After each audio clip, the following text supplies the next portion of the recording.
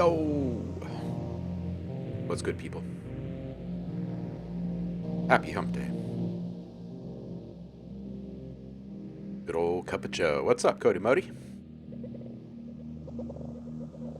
How you doing, brother? Who else is here? Heidi's here! Heidi, welcome in. Nice wings.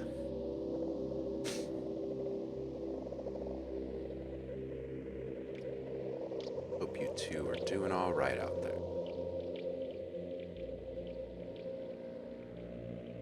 All right, so,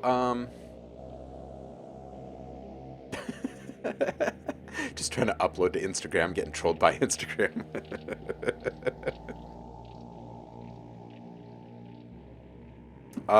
When Voxy shows up later, Kakashi, in the chat, we'll listen to what he uploaded to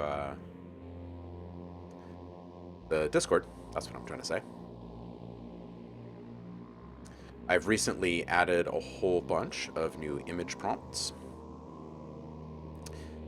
for you guys to peruse and download freely, use as a source of inspiration. Whatever you are inspired to make, just turn around and upload to the Unity Uploads channel right here, just like Voxy did, with whatever image you used as your creative prompt. There's just some really awesome and wild stuff up here right now. Some of it's super bright and colorful, other stuff is stark and muted, everything in between. So, hey, we were just speaking of you. How you doing, Kakashi?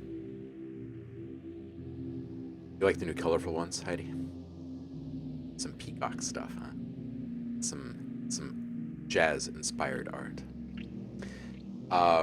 Yo, Central One, how you doing? Kakashi, we should listen to your creation.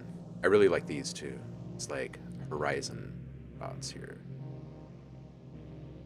I feel like this is like somehow like a triptych waiting to be like put onto some can.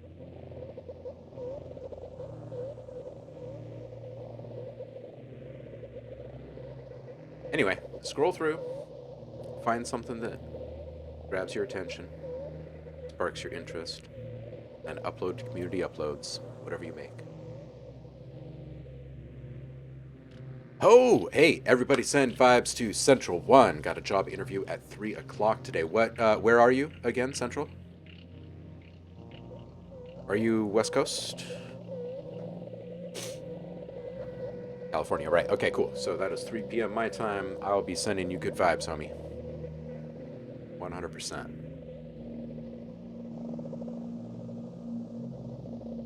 Hey, let's turn off this noise and listen to what Foxy made, and then we'll get into some sound design.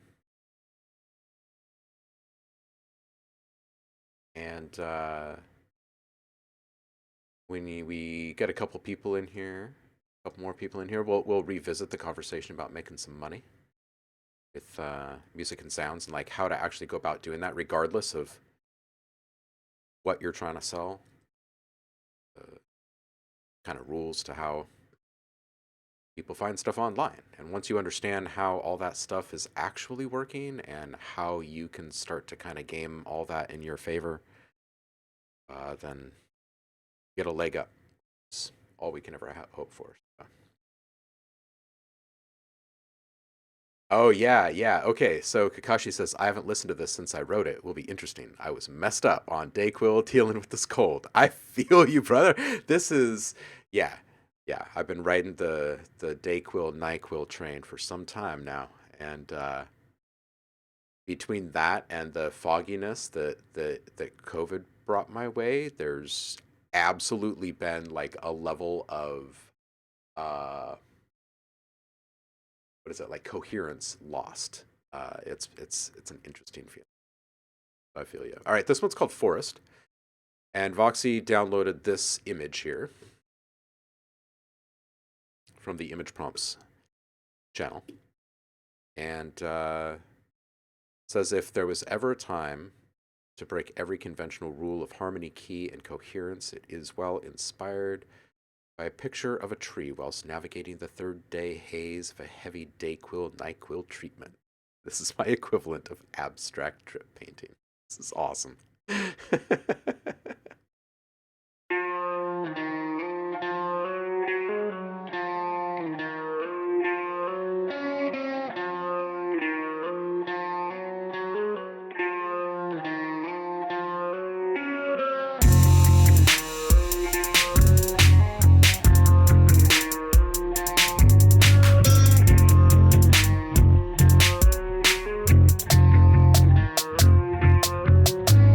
Welcome to the forest of my dismay. Vines are creeping up to drag you down through the maze. If you wanna make it through, you best stay away. Tell me now, should I say it's all okay?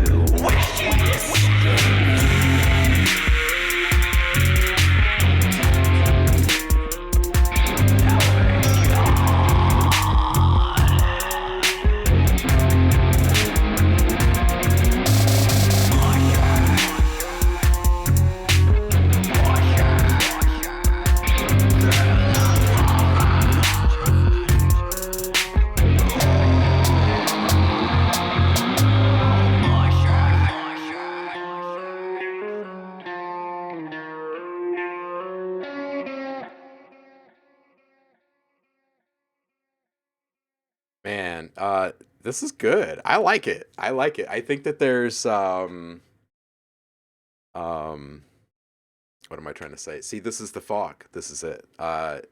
It's got some like easy flow to it. I can't get my right words out today. It's got like you can feel that the inhibitions were kind of stripped away at that point. That's what I'm trying to say. Have I introduced you guys to Space Bunny yet?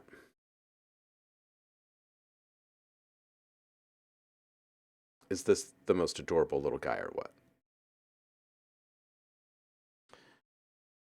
Space Bunny.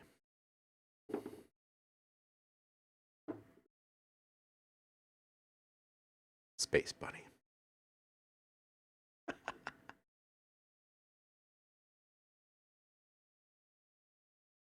Kakashi's saying it definitely was unique. I don't think I've used a trap beat in any of the songs before. Yeah, beat aside, like drums aside, the vocals on this one, the instrumentation of it all is, or the delivery of it all is just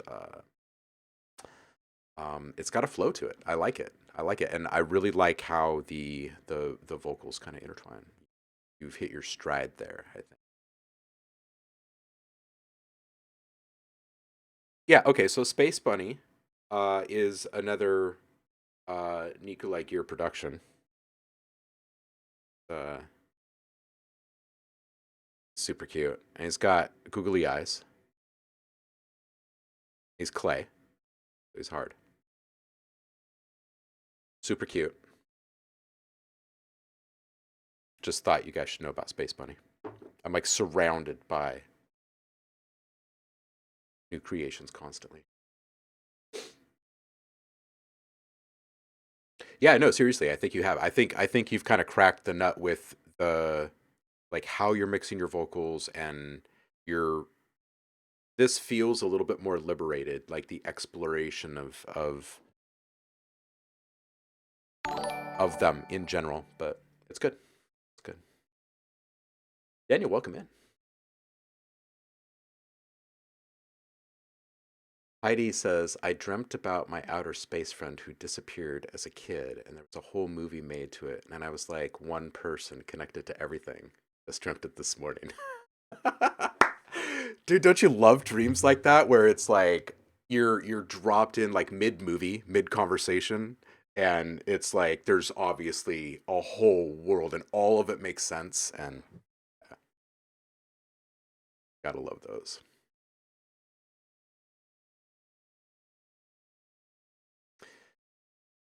Ah, yeah, it is hump day indeed. Yo, yo, Daniel. And hello to you, Foskia Music. What's good? Oh, okay, okay. So Kakashi says best part is I have my vocals on a preset signal chain now, so I don't have to tweak anything unless going for specific sound. Took a whole 9 months to get there, but now I'm here and it is paradise. Yeah, this is it. Like the power of presets, you guys. Oh my goodness. The power of presets. Speaking of the power of presets, we're gonna dip back into the cinematic beds that I'm making right now for the second volume of the drone series, and we'll be talking about the power of presets. And we'll bounce a whole bunch of stuff very quickly today, I think. And you gotta love those days where you can bounce, like a few hours of audio in a matter of minutes. Those are always good days. Those make the exploratory days feel entirely worth. Yeah, exactly. No more worrying if the vocal sits in the mix. And you know what? If it doesn't sit in the mix, you know that you don't have to go there to make fixes. It makes life easier when you start working with some known values.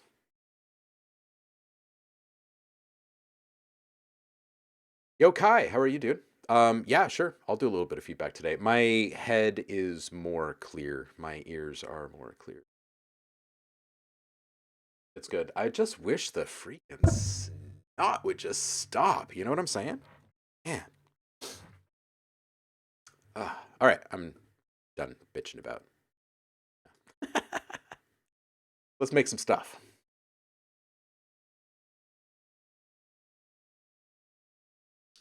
Yeah, Kakashi, that's it right there. That's like, yeah, exactly. There's at least 20 hours of pooping around and then in the next preset saved. Yeah, exactly. Exactly. And each time you do this, you save yourself so much. And don't get me wrong, it's not to sidestep hard work, it's to get around hard work that you've done enough times that you don't need to do it because now it all makes sense. You've connected all the dots. Like that's when you start saving all your presets en masse and setting up solid workflows for yourself. It's hell yeah. All right, so today we're going to knock out a bunch of cool sounds, but we're also going to just kind of explore the, um, well, like I said before, the power of presets, right? Like why is it important to make your own source sounds? Um, like there's this whole laundry list of ideas or reasons that we always cover, but there's also just the fact that, man, if it's in a preset, like you can print money with that preset now. You don't have to put forth all the effort.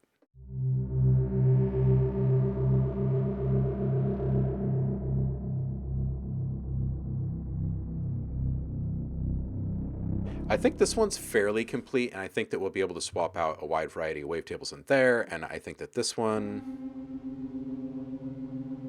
is also pretty much there. So we'll work on a little bit of processing chain stuff. But before we start bouncing and before we start on the processing chain stuff, I want to just make something really. Um,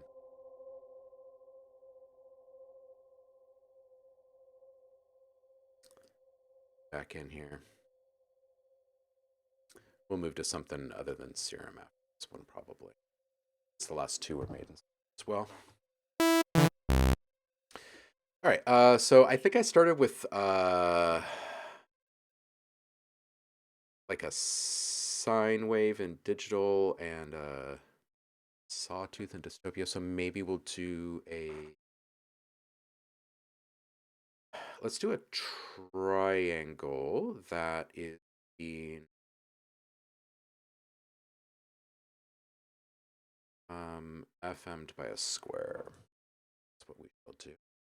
And let's get into something that's not quite actually a square.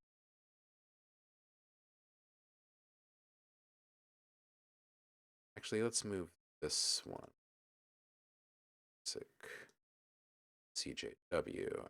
Get a little grit on that triangle shape there. And on this one, straight basic. All right. And let's move this one down 2 octaves. That seems fair. And we'll bring that in. Modulator here.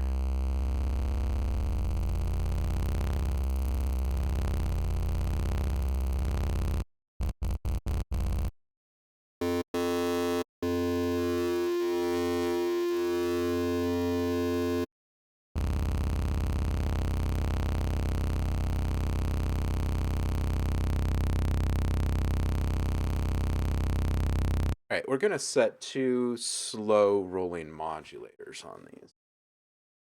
Let's set this first one at 16 bars. We're going to trigger this. I want it to be consistent, and I want it to traverse a very small range of wavetable spectrum. And the next thing I want to do is bring down this FM just slightly, and I'm going to set this to trigger as well, and we're going to set this to be an. And same, just a tiny little bit of modulation depth, and just let's let that ride for a second.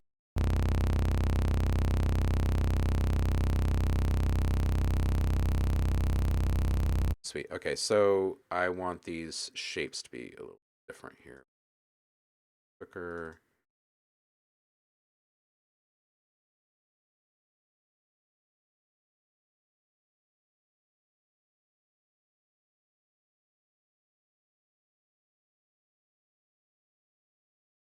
Offset from center a bit. And then this guy. I'm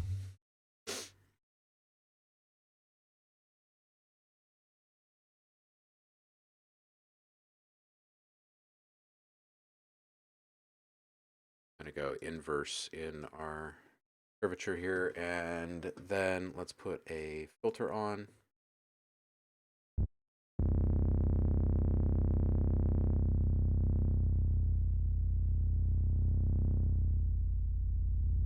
Okay, so usually if I'm going to create like a scene that has a fair bit of influence from a really chunky square, I'm going to roll off the large majority of frequencies for its initial start point, and then kind of modulate through a range. And I'm just going to grab one of my kind of custom shapes here to save a little bit of time. Maybe we'll do something like this. I'm just going to take and move these around just a little bit, so they're a little less predictable. And I do want to kind of keep these peaks up top here.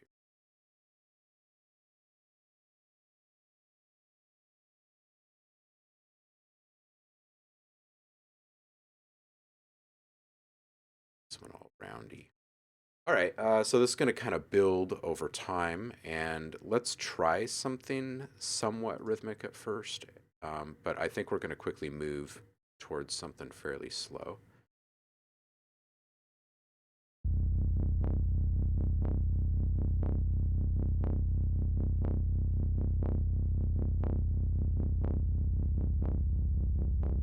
And that actually feels pretty good. But we want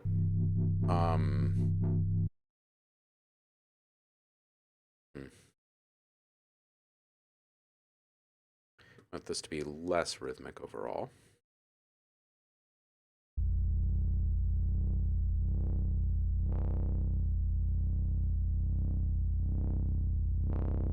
All right, so now we've got this thing. It's kind of pulsing. Extend that last one a bit.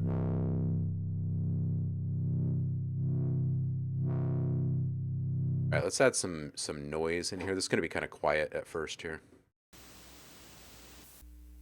Let's find some. Eh.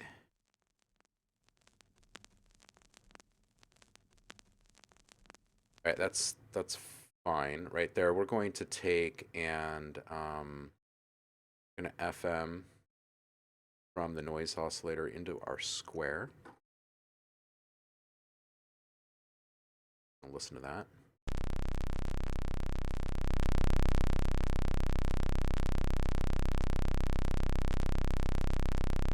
And we're going to turn our volume back down. Bring this down. This just could be a little surface texture in our sound. I'm going to start to drive this a bit.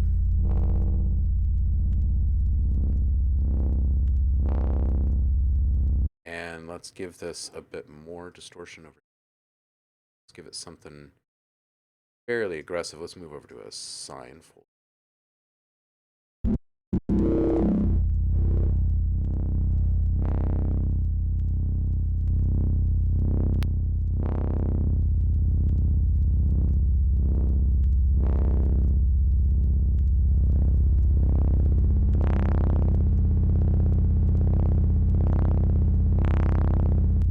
Sine shape.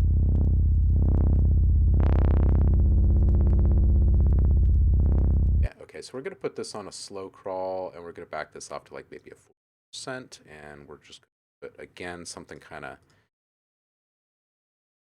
loopable but hard to predict. Let's do like maybe this growl rhythm. It's up on this drive here, but we're going to trigger and slow. Maybe too far.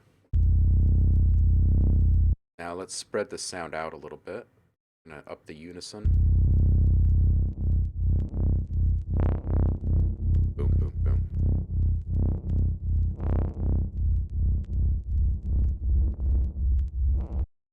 Kai, I just saw your message here, man. I'll jump there and we'll check that out here.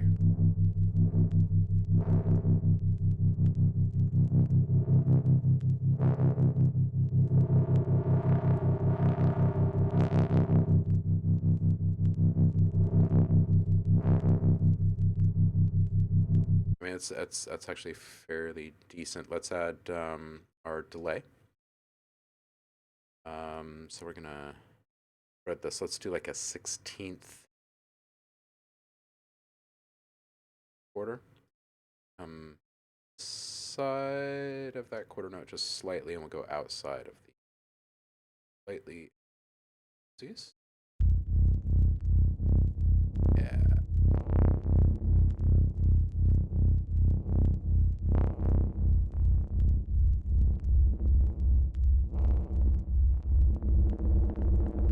All right, that thing's starting to move a little bit.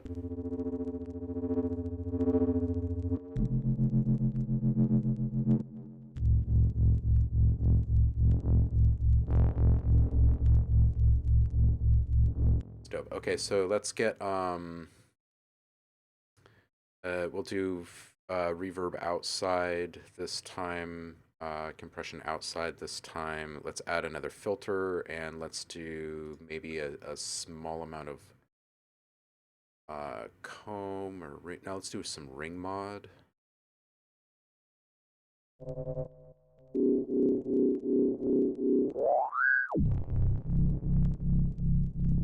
right, let's get a tuner involved.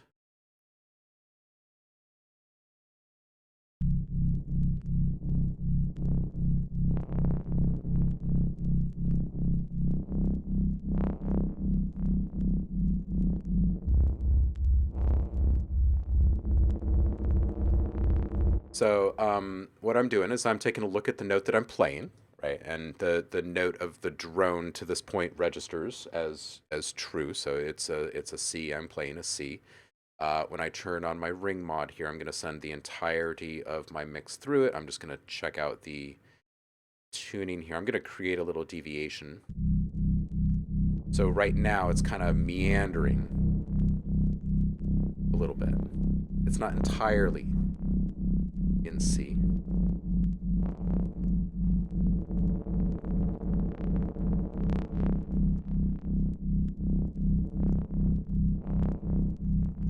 Yeah, so there's some, it's mostly consistent with periodic wild fluctuations. So we'll drive that just a little bit, and we'll roll off the mix, bring that back to like 35%. And now we can go back up top here, and we can play with the detuning. And we can play with our fine tuning here.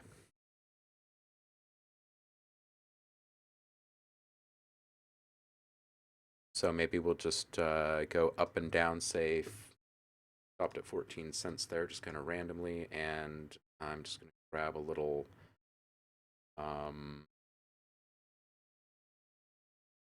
little Momo monster here, but I might add a little peak here and here just to give ourselves a little wiggle center of all of this.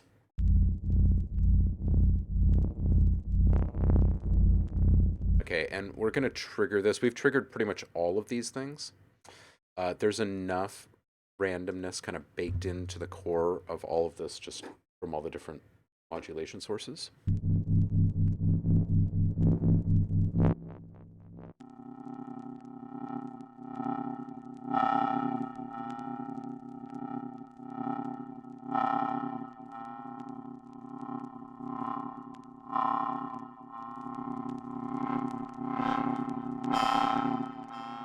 Word. Okay, so what we're going to do now is just find a way to kind of cream that just a little bit. Hey, Danny's here. Everybody follow Imagine It.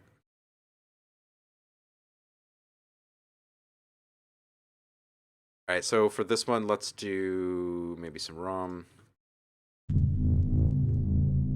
And we'll just up the diffusion just a little bit. The K is actually fine, right? Modulation, roll off the lows.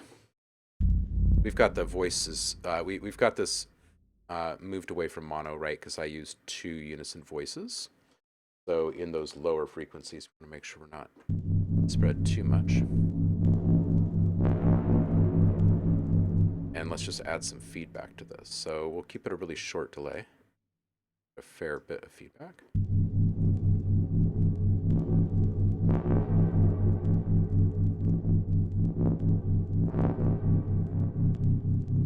Really grabs onto that ring mod in there.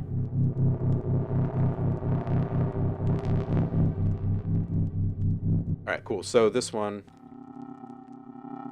we'll call it mostly done. We're just going to add like a small amount of filter in here probably, so we can just kind of sub a little now.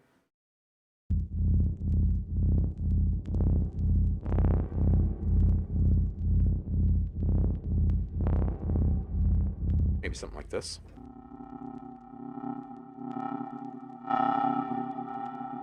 Really, really simple. Let's take a little bit out around the mids.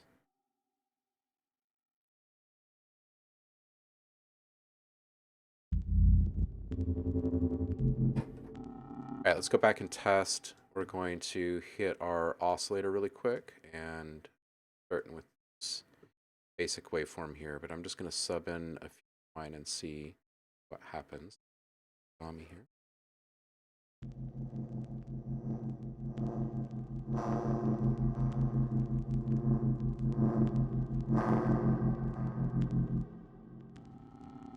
Okay, 2 things kind of stand out. The crackle's a little high, and the modulation depth on the filter is fairly extreme. Let's keep the range. We'll back off of.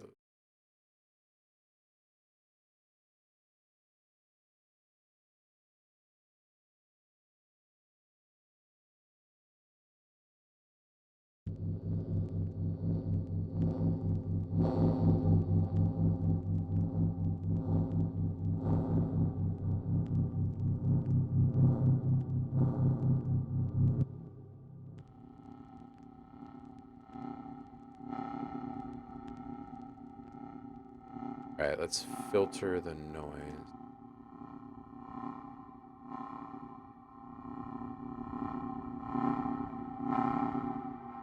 Yeah, that's better. Okay, and let's just flip through a couple of other shapes.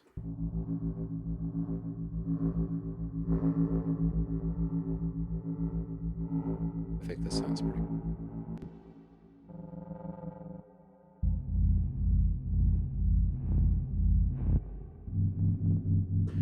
Our reverb is coming in.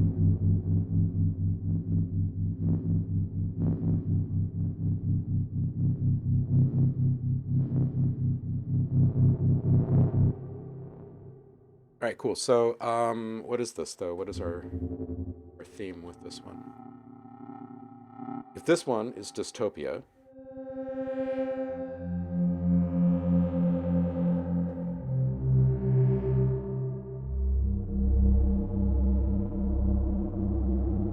and this one's digital, this one is what?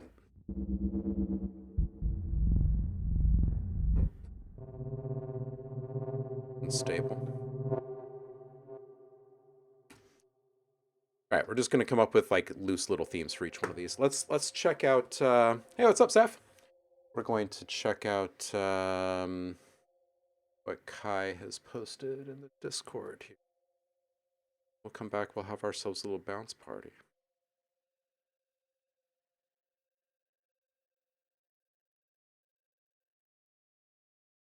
Sad Toast stopped by.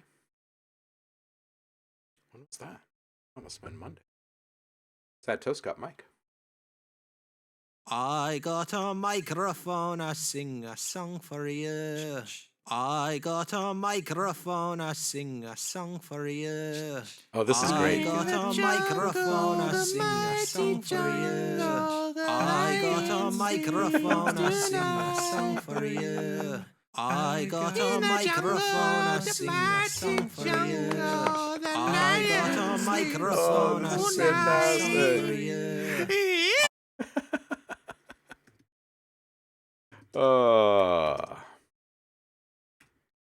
That's amazing. All right, so Sad Toast got a microphone. Vocals are on the way. That's awesome. Draft has got something here too. Let's listen to both of these things. Get a piece of paper out for you. Hold on a second.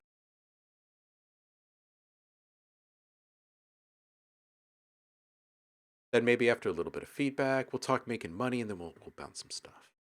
Sound good? Sound good. You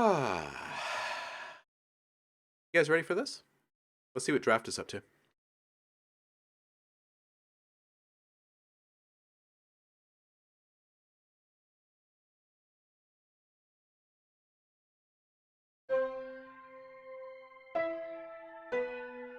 We got video on this one.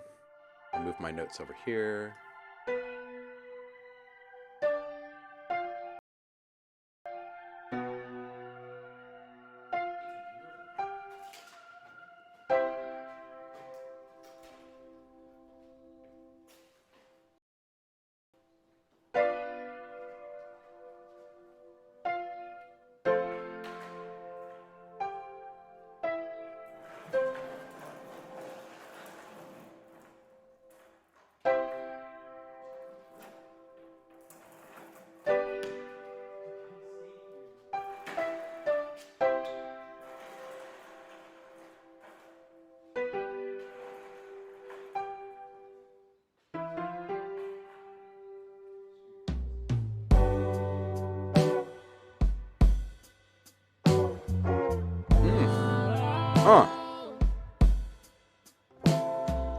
Girl, I've been waiting, don't you know?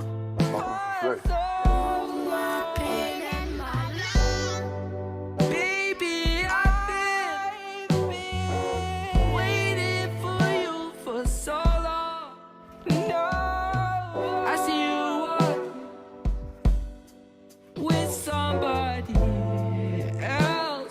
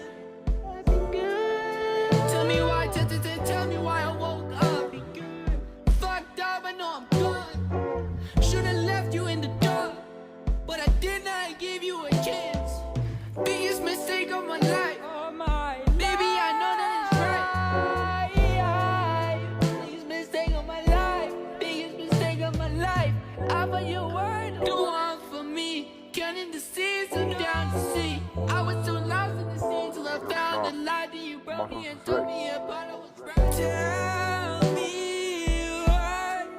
I've been good. I've been good. Tell me why I've been good. I've been good.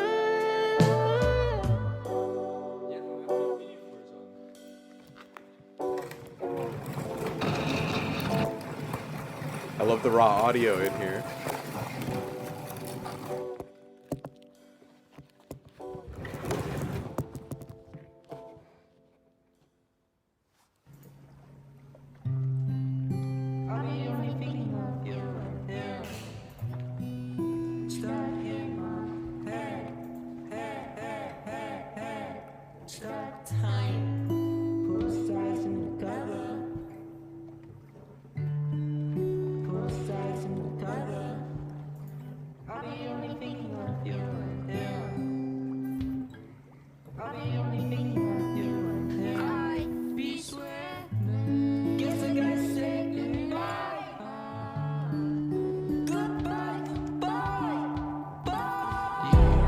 Summertime when the sun shines, I know, baby, I'll fuck you up more. Full size in the cover that shine. You ain't, oh, I miss the time when you do me. Just another day, so lonely. Just another day, so lonely. I can run, but I can't hide. This chair frame is such a perfect frame for the graffiti. Can't breathe. My lungs don't work. I've been smoking too much. I've been smoking my pain away. I've been popping pills. Just another day. I've been doing on the daily. Don't really give a fuck, no. Summertime when the sun man. shines. I know. This is Baby, I'll downright fuck you up gooey. more. Full size in the cover that shine. You ain't. Oh, I miss the time when you do more. Miss the time. Miss the time. Miss the time. I be sweating. Start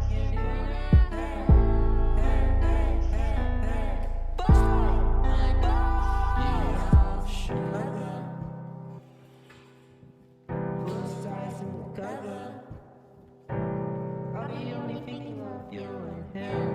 Put sides in the gutter.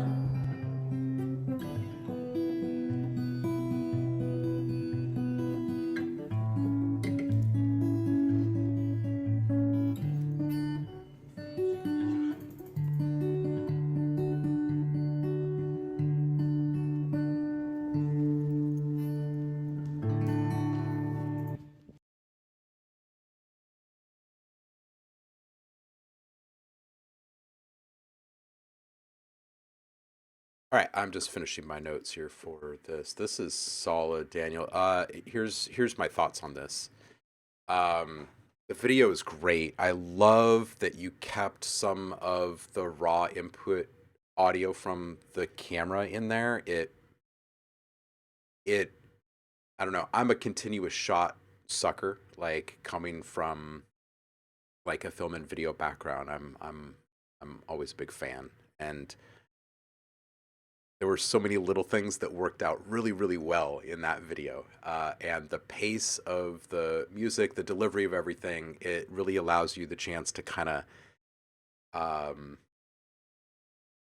don't know, process all the feelings of the music through the video and notice these things. It's great. Anyway, the video is awesome. It's got some serious, like the soul vibe is strong. And I really like the loose vocals, the raw delivery, the instrumentation, the palette that you're working with. Everything is really, really solid. In fact, I don't think you should really change much at all in this. I think that the vocal mix, that section, like 4 minutes to 5 minutes, I feel like the vocals can come up just a little bit, and I can tell that you withheld them a bit more at 5:11, and I think the pulled back feeling is good. I think it's right, like, and it feels like the right kind of maneuver, but the loss of the overall presence in the mix and the impact that it has on just the emotional impact of the entire piece. What the vocals bring, I mean, like that being diminished in level of presence, I feel isn't right. Like maybe instead of just dropping the volume, obfuscate it, like obscure it in some way. Whether that's just slowly and steadily increasing the wet mix on the reverb and the diffusion, so it's like kind of slowly dissipates and blurs, right? Or maybe um, starting at a certain point, maybe it's like 505 or something like that. You've got a little granular where you're like slowly bringing down the number of grains, or maybe you're slowing the playback and bringing down the number of grains, and it's on a parallel track, and you're like crossfade the original mix in that one or something. But I think keeping the presence of the vocals, their impact, I think, kind of the ideal situation. But this is really, really good. Like I feel like this is art. This is art. It's not just because you had video with it. It has a really, like, it's got a soul. It's got some feeling. We could talk about a tiny little bit of EQ stuff, but I don't really want to. I think maybe just try and retain the presence and find a slightly more interesting way to pull back the vocals after 5. It's really solid.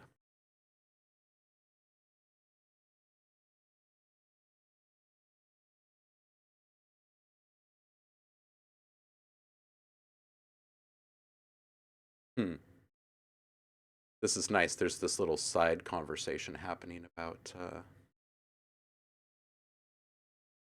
where Danny and Heidi fit in a choir.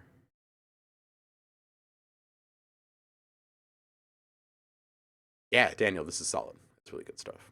Kai, it's you, man.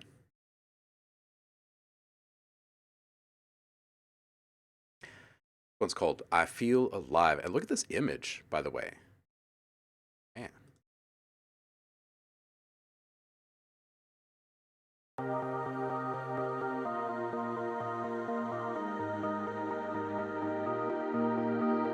Hand on my heart, never felt these feelings, never felt such a spark. Don't know how to deal with being this close to love. We just met, it's like I've always known ya. I've always known ya. Oh mama, I feel alive, feel alive. Oh mama, I feel alive, feel alive. Oh why, don't know why, but mama, I feel alive, feel alive.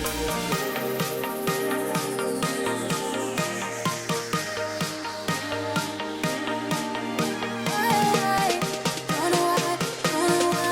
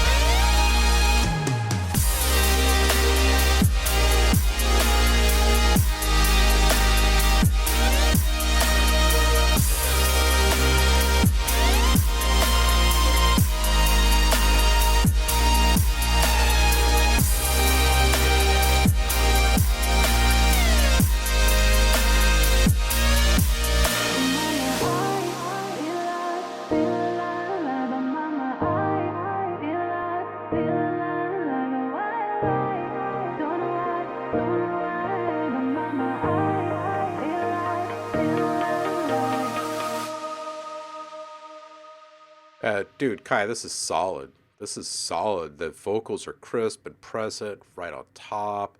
I think the bass can use a little saturation to help it pop at 30 seconds. Um, it's I feel like you start to pull it out of the mix before the drop a little bit early. And it kind of disappears a little bit too much. So I think maybe just kind of moving that automation over, not really changing the arc of it, just move it over. So it starts a little later, ends a little later. I think the sub drop at 52 is a great decision. It can have greater definition and impact, though. So saturate it, really kind of lean into it. And then the other thing is, and I just want to listen back to the tail of that sub drop. Oops, that sub drop here.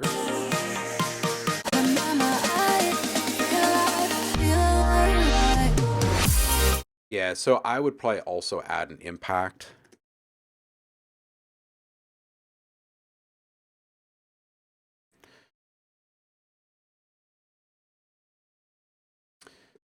It's just going to feel better, I think, if you have, like, it feels like, something launches off, give it a landing, and put it in time, right? It doesn't have to be, like, big and cinematic and, like, building is falling on me or anything like that, but filter that stuff, and you're still going to feel the impact of it down low.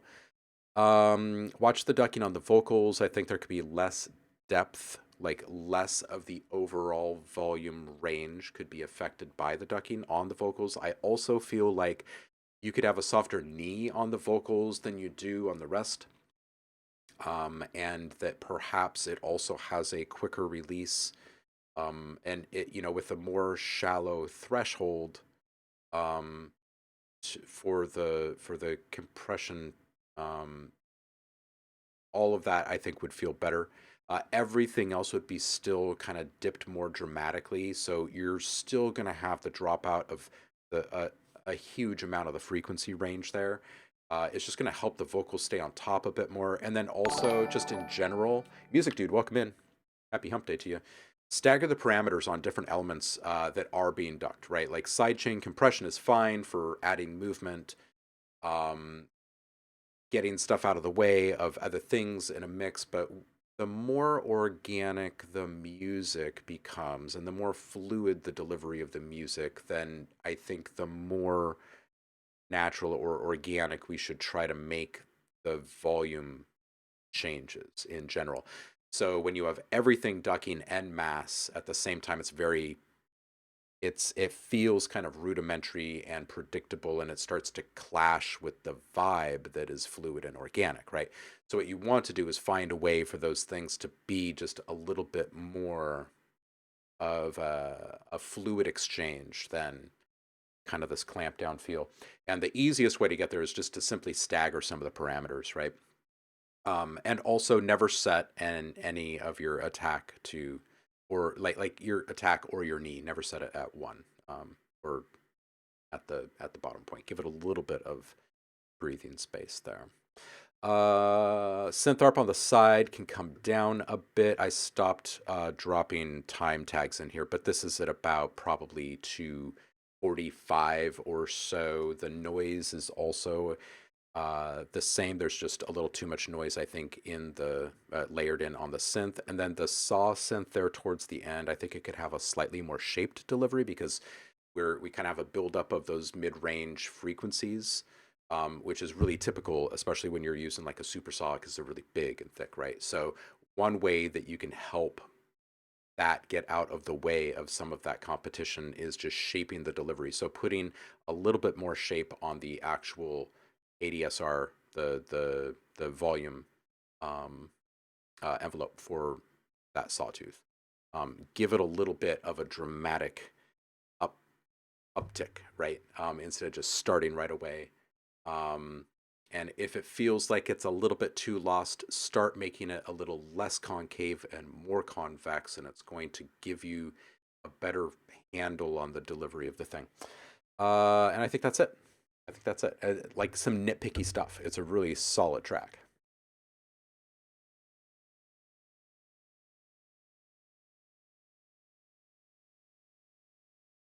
Yeah, the choir thing in the background, yes. Music Dude, no, you can drop something in there. listen to another one. Yeah, absolutely, Kai. I hope that all registers and vibes and helps you make it better. Yeah, cool. So we'll listen to one more here, and then we'll dip back into the. Oh, Kai is saying, yeah, I've been told opposite things about the vocal ducking, so I'm a bit confused in what to do. Well, whenever that kind of thing pops up, whenever you're getting like conflicting signals or feedback from people, set it up both ways and listen like with a really honest ear and just decide what you like better. And the odds are you're going to lean in the direction of one more than like, oh, that's it. You know what I mean? And you'll find your way to the right stopping point.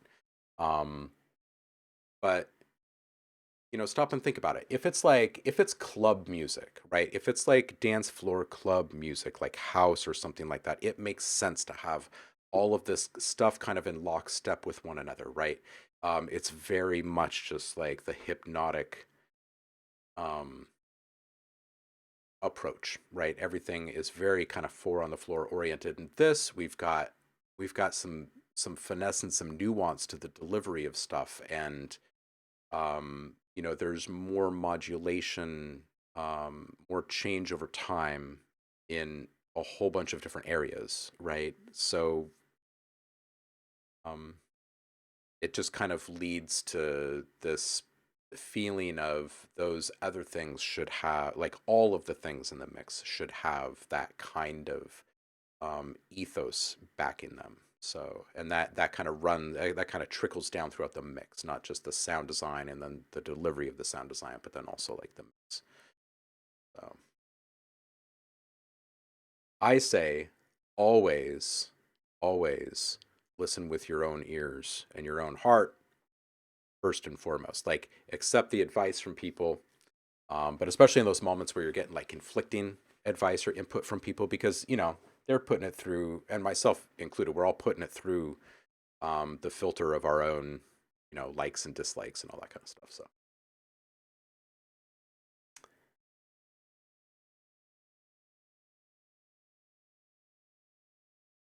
oh yeah, okay, so Danny says he had a singing lesson in a local church chapel. You already know you got to break out the mics for some impulse responses. Yeah.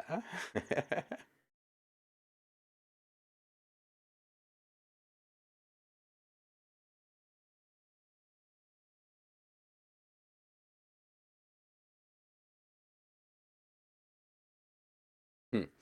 All right, let's listen to what Music Man has put up here.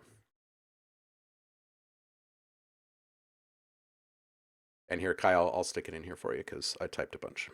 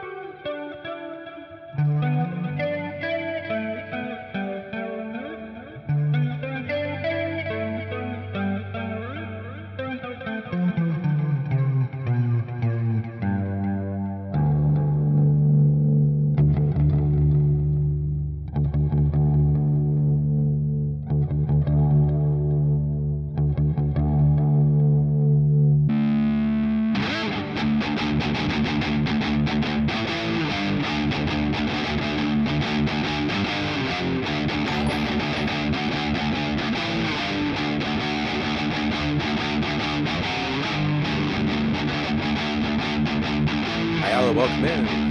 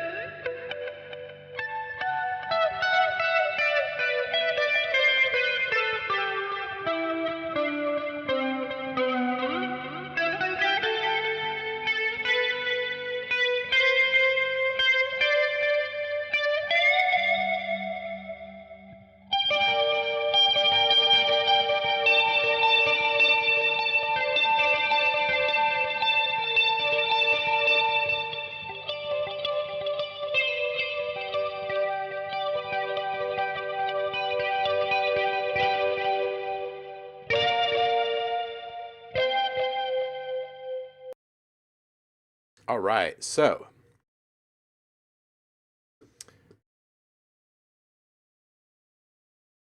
oh no, we listen to everything. We listen to everything. All right, Music Band. Here's a few things. First, do you run your guitar through a DAW? And how are you capturing your sound? Um, yeah, I was just gonna say exactly what Paul is saying right now. If you do a direct-in recording into your DAW, you can make it sound and do or sound like and do whatever you like. If you're using the onboard effects from an amp or whatever, then it limits you immediately because you're shaping the entirety of your sound um, in a way that's like fairly destructive, right? Because you can't really remove that.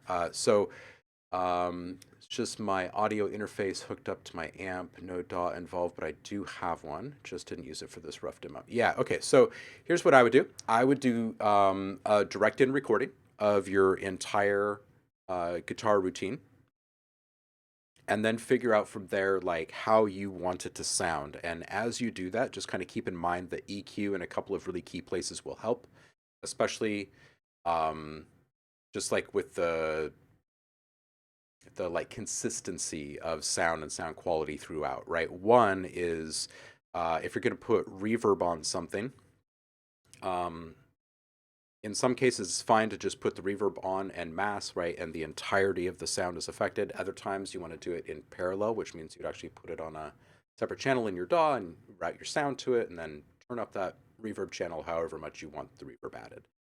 But regardless of that, just EQ after the reverb.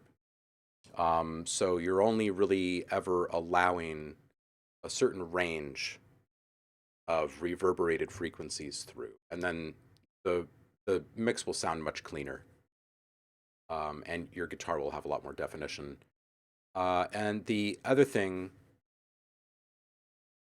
is the EQ on the guitar itself, where you can cut out some of the or kind of quell some of the highs and mid highs, which get to be a little bit much at points. And then otherwise, I say just kind of keep practicing the delivery and the playing, and that's where the biggest growth will happen. And if you're capturing it directly within your DAW, you can actually record as you're playing and start doing some cycle takes, right? And you can kind of punch out the parts that you really like the best.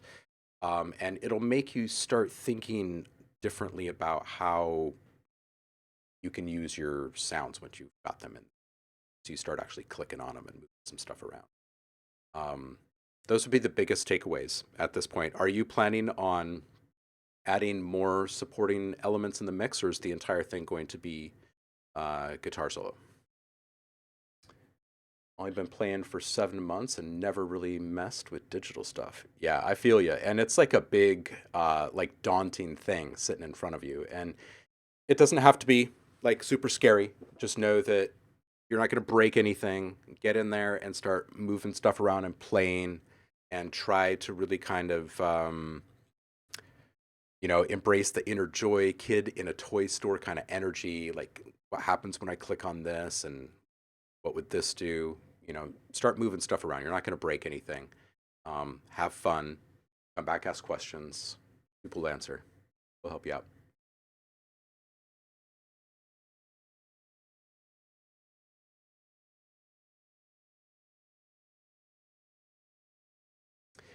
Yeah, so Nyala, just drop it in the public feedback queue, the Discord. I hope I'm not wrecking your name completely here. What's up, Javar? How you doing, homie? Oh yeah, dude, Saf, real xylophones are great and they are big and expensive. Yeah. Although you can tend to get them not too expensive from schools and from um, um, like programs, like music programs that are updating stuff, old playhouses, that type of.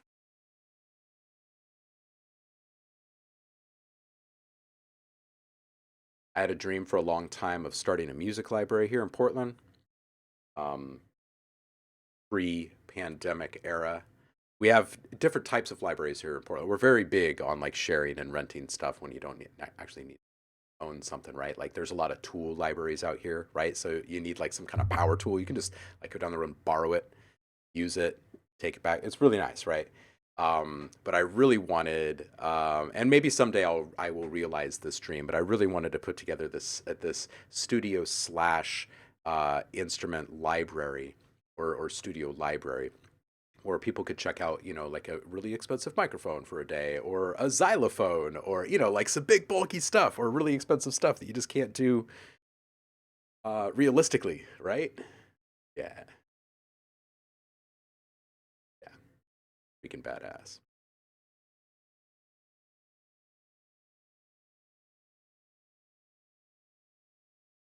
Yeah, music, dude, it's fun. Like once you actually start to get stuff into the DAW, you're looking at it visually as well as hearing it, right? And like all that stuff starts to have an effect on how you go about doing your business.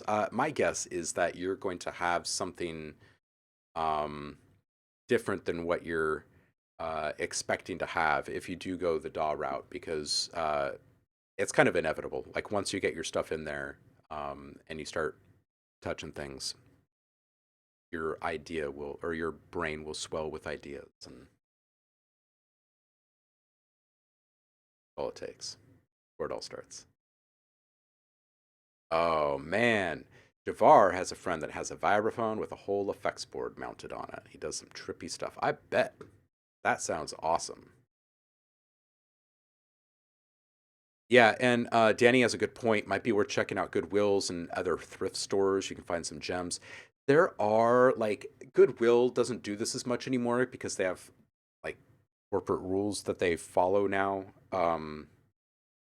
But some of the smaller thrift stores, like local thrift stores, often like you can go to them just like on any random day and say like, "Hey, I'm a local dude and I can't afford very much, but I love playing with old musical instruments and I love recording them and playing with them and then sending them back out into the world. Could you like call me if you ever get something coming through here that's like, what am I even going to do with this thing? Like a xylophone, for instance, right?" You would be surprised. You'd be surprised. You can get some really awesome stuff that way. Absolutely. You can also just randomly post, like on Craigslist, like seeking. There's lots of people with stuff in garages and basements that used to be someone else's and they don't know what to do with, and it's just junk to them. There's a lot of that. Like kids grow up, they go off to college or whatever, and they never touch their xylophone ever again. Oh man. All right, let's listen to some more music. Whoa. Danny found a whole studio size organ at the local Goodwill the other day. Right, like what are you gonna do? Right. someone who doesn't play organ and that's like on their property, like just imagine that, right? To take it to the dump costs a lot of money. And how are you going to do it? Like, how are you even going to freaking move the thing, right? Like, absolutely let it go to a Goodwill or something, right? Yeah.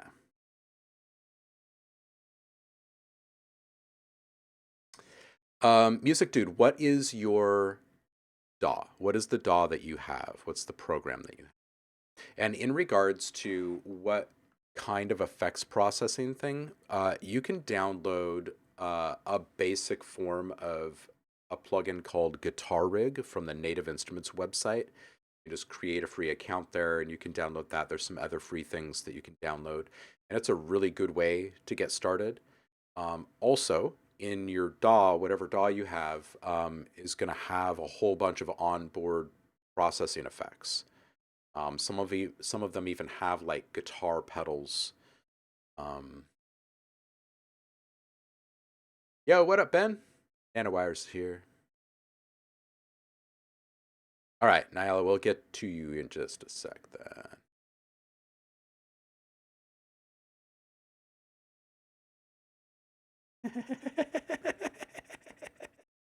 Man seeking people for sax. Yes. Yes. Exactly, Ben. Exactly. Ableton Live Lite 11.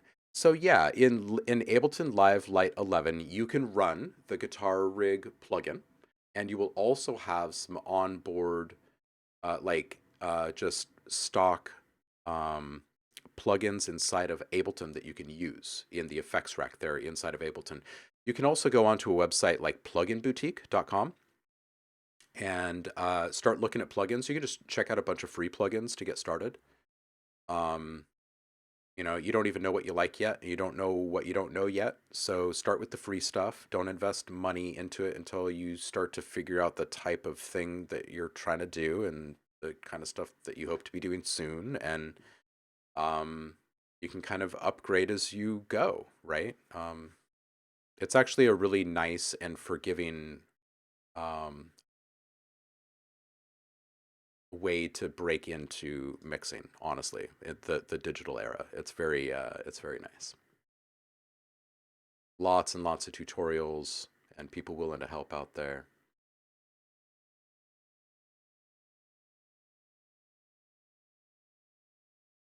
All right, let's listen to this track.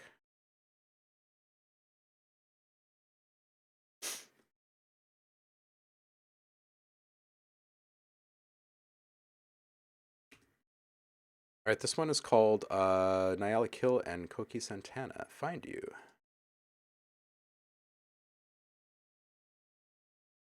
You bought a whole digital modeling amp and it's no good. No, not true. Like, you're probably going to be using that amp like for your live performances and stuff. It's always so daunting. Like, when you're first getting started with working on a computer and music, it's daunting to know how it's all going to fit together, but it does. It does.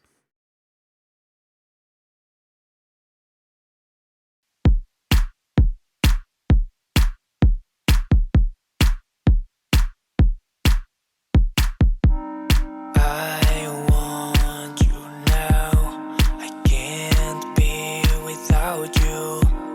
I want you now. I can't be without you. Oh, girl, you make me feel complete.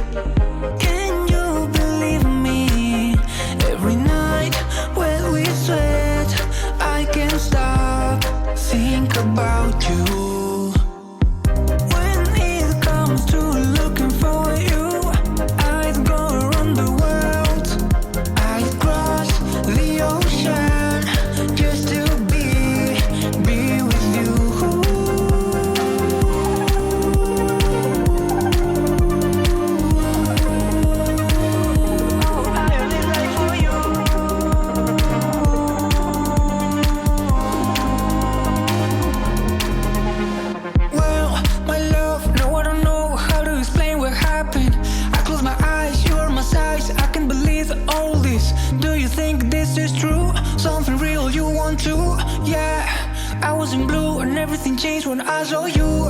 When I was needing you, you came to save me too. I'm glad to found you. I'm here to hold you. When it comes to looking for you, I just want to love you. I'd cross the ocean just to be with you. Oh,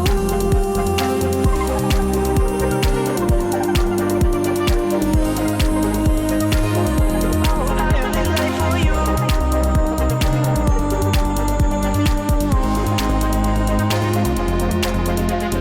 Oh, I don't know what I would do if I lost you. I'd be in blue. When it comes to looking for you, I just want to love you. I'd cross the ocean just to be with you.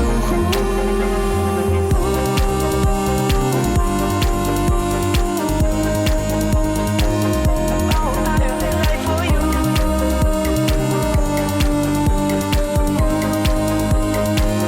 Oh, I only live for you.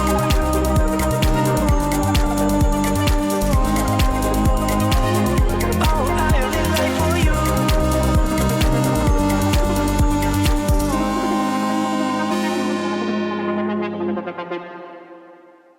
Yeah, this is great. A couple things. Little less loudness through compression and limiting, and a little more through saturation, and that would go through the entirety of the mix. So you can take off the maximization stuff that you've got at the end of your chain right now, right? The stuff that's bringing it up to like the peak loudness that we're hearing right now. Take off as much compression as you can on the individual items or tracks in your project, and sub in some really transparent saturation, like some overdrive. No drive needed, really, in most of these. You're just going to kind of borrow the circuitry, pass the stuff through it. You hear a lot of engineers talk about how they pass everything that comes through their studio through this certain set of tubes. You know what I'm saying? It's just kind of picking up the awesome sauce that piece of gear has going for it. And really what's happening is harmonics are being generated, and it allows more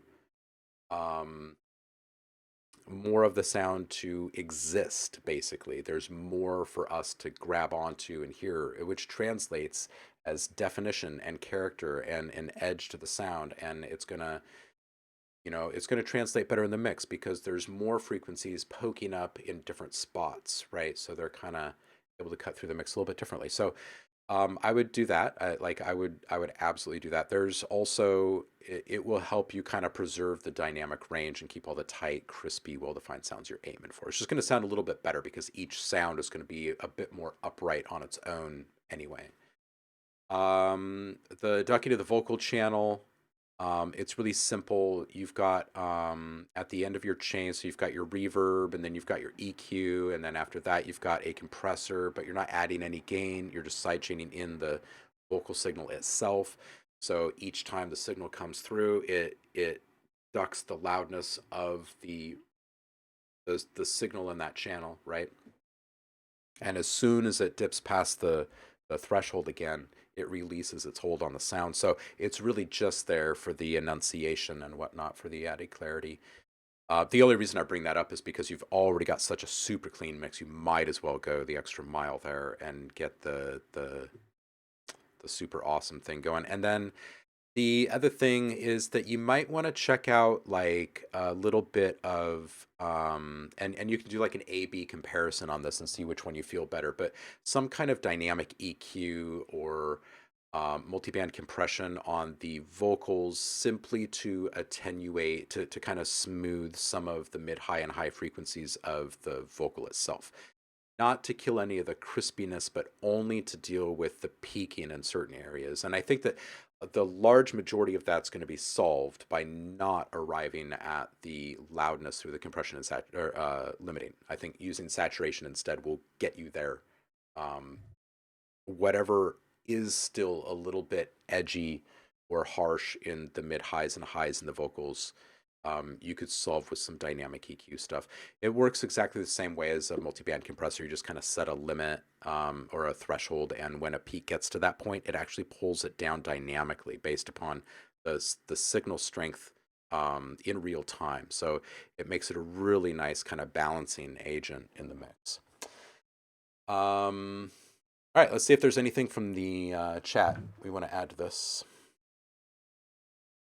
It was kind of an intense side conversation about the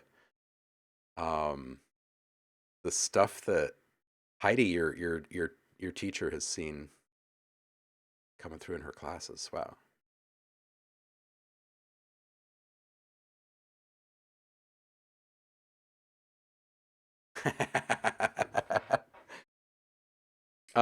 I hear you on wanting to have the cleanest bass possible. You will still have a super clean bass, I guarantee you. Just don't use distortion, right? Don't use a form of saturation that's adding any kind of grit or chunkiness to the sound. Use something incredibly transparent, something that will almost translate as just like a volume boost as soon as you put it on, before you even add any gain.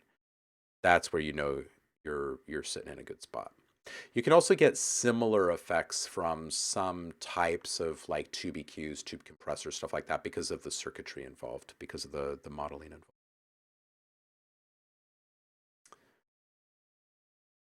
Yeah, yeah. It sounds like you know exactly what you need to do. All right, into some bouncing of some stuff, shall we?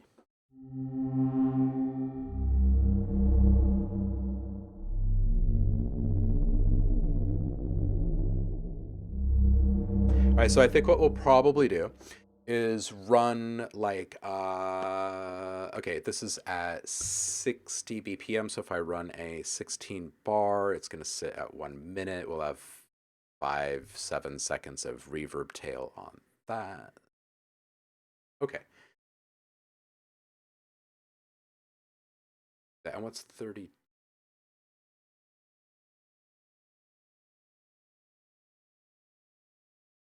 All right, let's run for like a minute average on these. The reason why I'm kind of sussing this out right now is because it's going to make it really easy to make this a really high output workflow. I'll show you what I mean. Let's see what this scenic is like.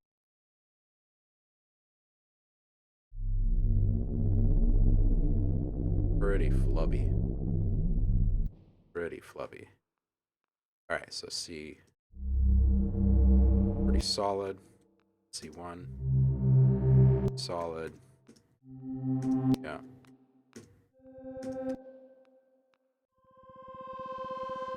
All right, so we'll be able to get some piercing and some low drones. And we'll just find the root note that works the best.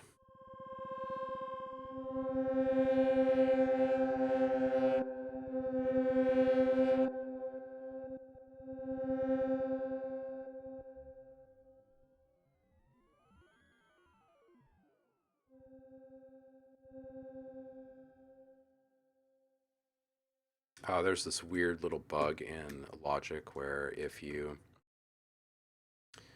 shift up and down too much on a MIDI note for whatever reason, won't allow you to move the note anymore. It's the weirdest little thing.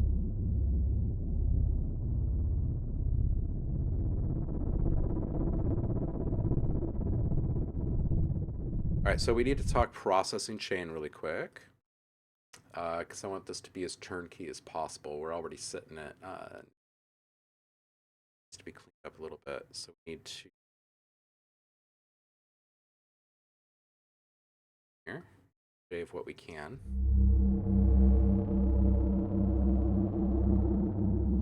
Balance this.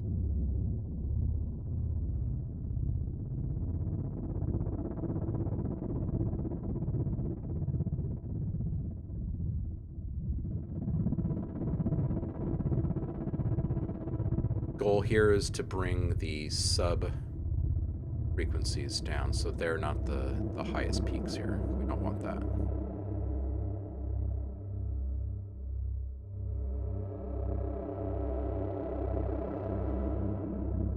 Too much happening in the cinematic world.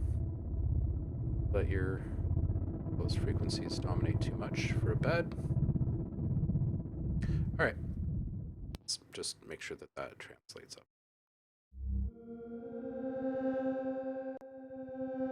That waveform.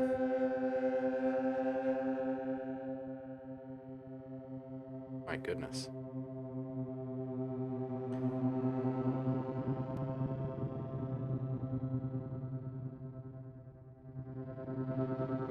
Let's find a good starting sound. I'm going to go into my wavetables and we're just going to find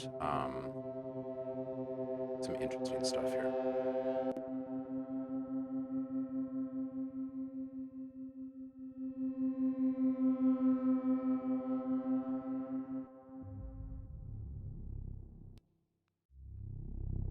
I'm going to dial in a kind of finishing chain for this really quick.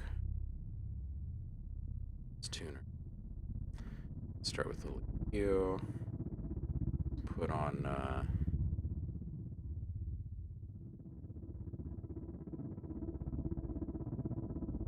let's put on a little charger. Let's also slip a little thermal in there.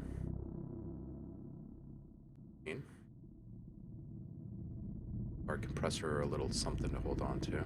Let's just put a little glue in there.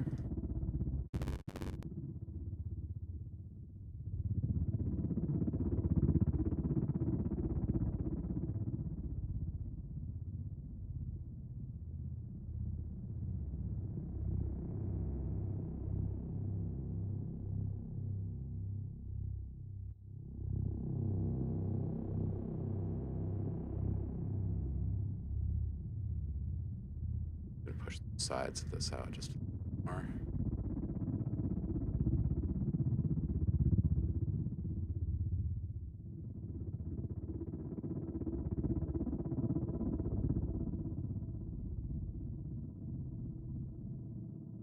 Kind of accenting some highs here, and then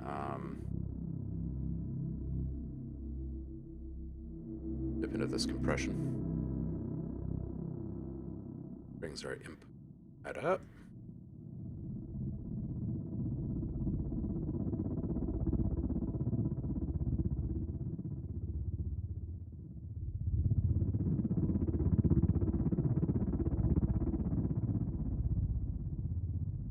All right, let's check our multi again.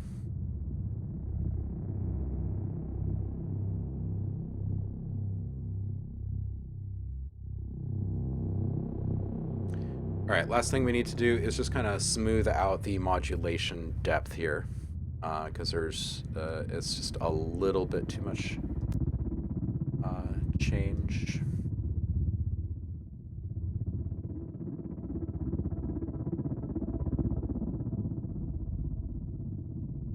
We'll just kind of massage that. We're just going to take this peak down a little bit. It's up just a little bit.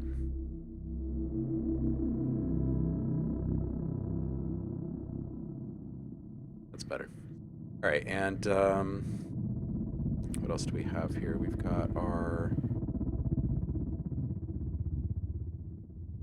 noise modulation. We'll bring that depth down just a little bit. All right, let's check the next wavetable.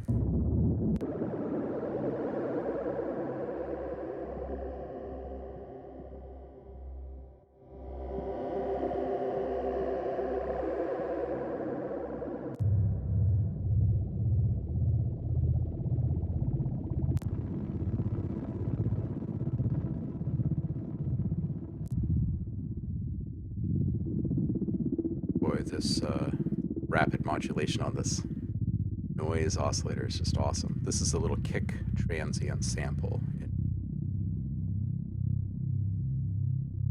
All right, let's bring this up. Wow, look at that waveform.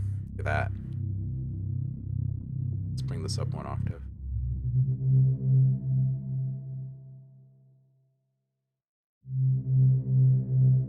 It's waveform.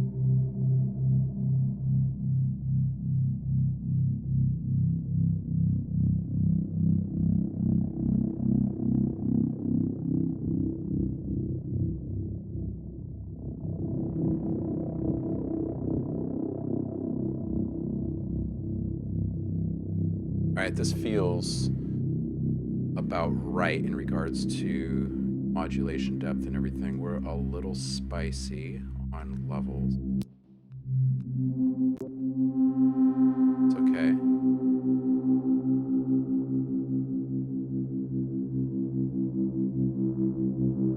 Bring this down a little bit.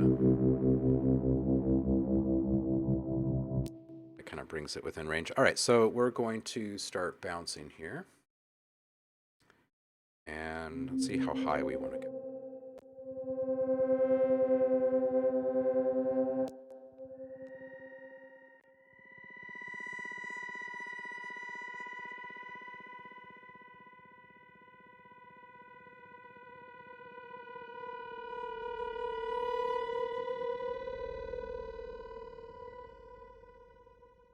Pretty great.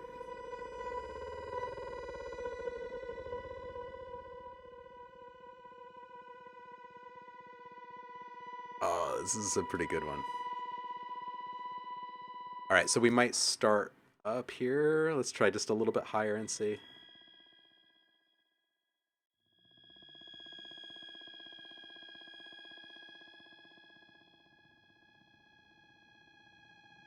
This is really good too. Okay, this is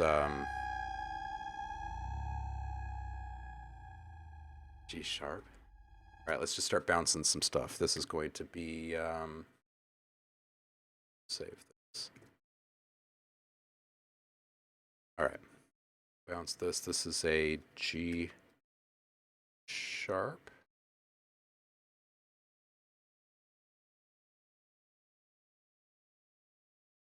Opian.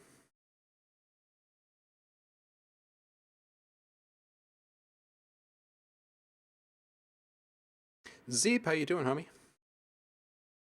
All right, let's drop down to another one here.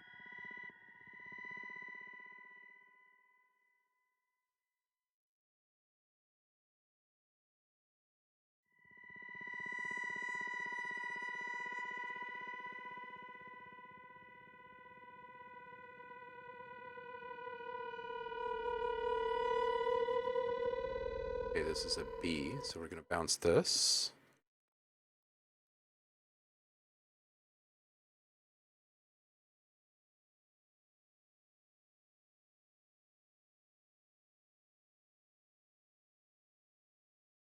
I'm just going to listen to these quick.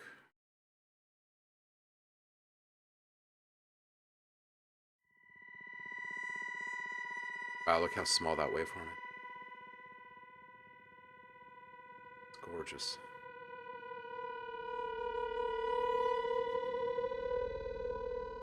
Lovely. All right, let's check this one.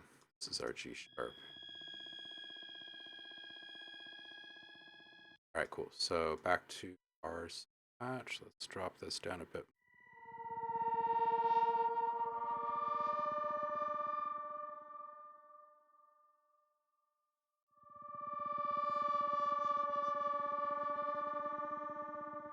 Make a couple small changes.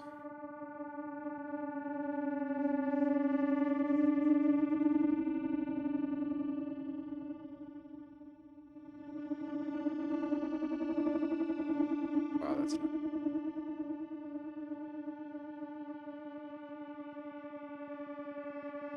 Just increasing the sign shaping on this by like, I don't know, 3 times or so. Yeah, that's nice. That's like some Breaking Bad stuff right there. All right, so this is what did I say? A D? Yeah. This is a D.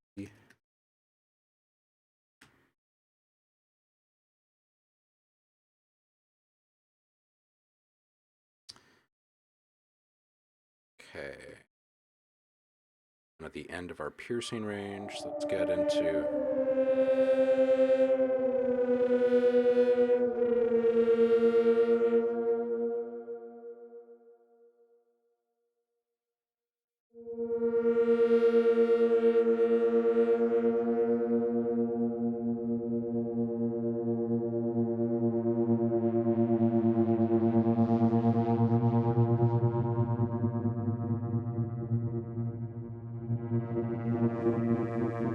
Whoa, let's turn up the sign shaping a little bit more here.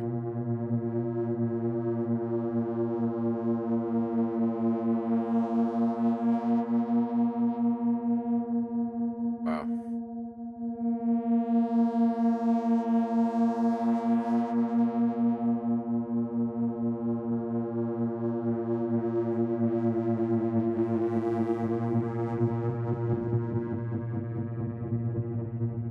That's a pretty great build right there.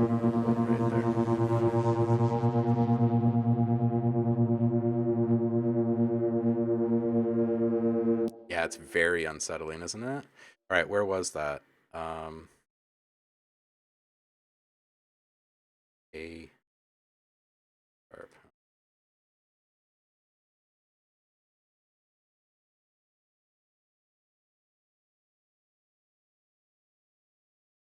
All right, A sharp dystopian.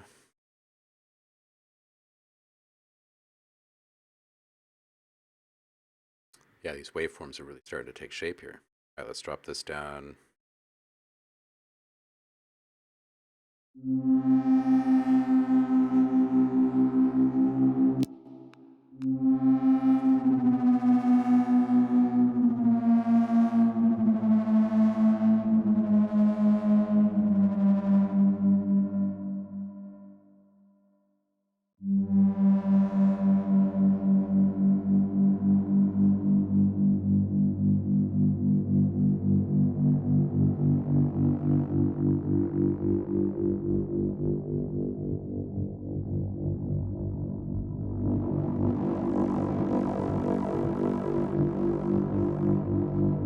Wow, really driving the shaping on this one.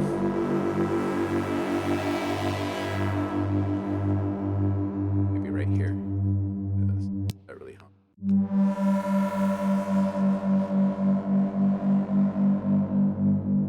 That down a few. Try that again.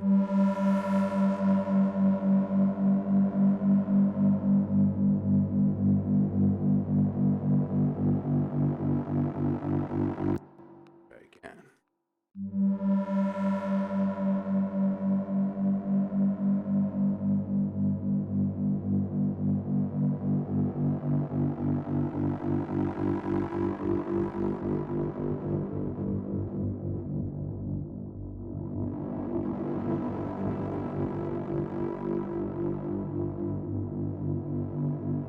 Yeah, okay, that's pretty good.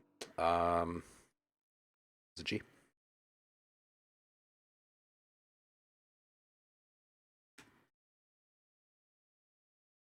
Sweet. All right, let's get maybe one more. Let's get pretty flubby down here. Try a C maybe.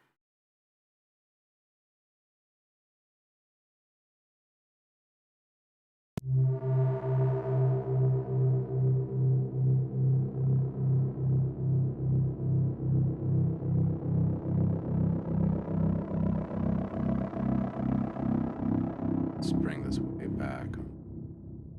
Make it way more smooth.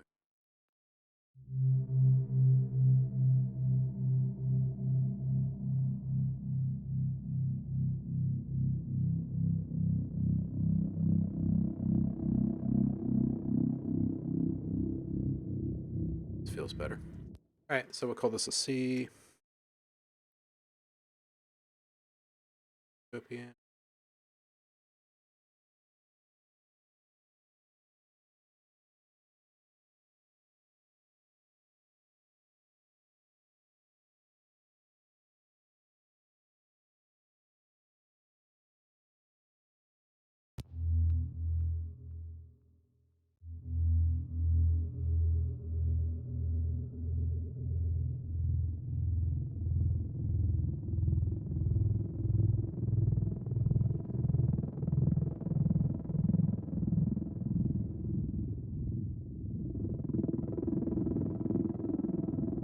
This comb filter is so good. Let's up on this one a bit.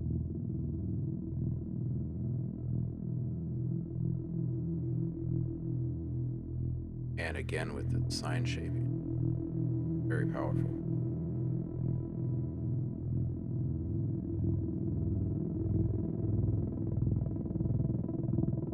Might be too chunky. Take away that.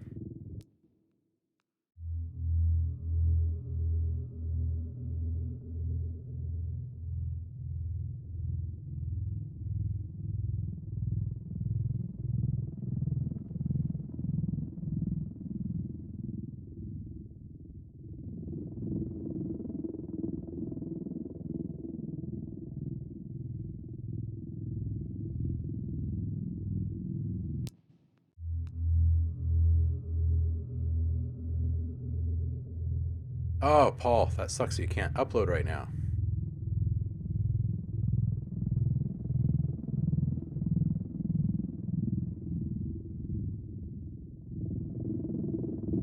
Paul, this is great. All right, so Paul is saying ran a clock at 6,200 BPM. Set a sequencer running up and down an octave, but stopping at random and letting that note ring out. Single channel with 2 oscillators, left and right modulation. That sounds nice.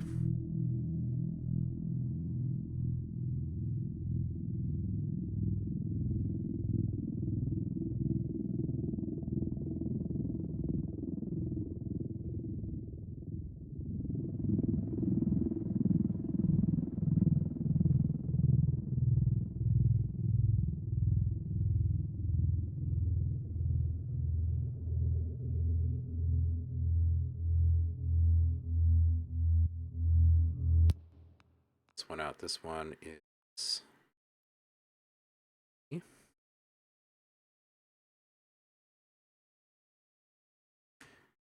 All right, let's swap out the wavetable in this.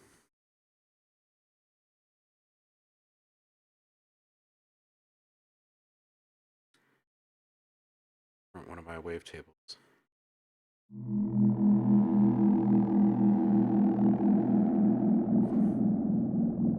Shaping.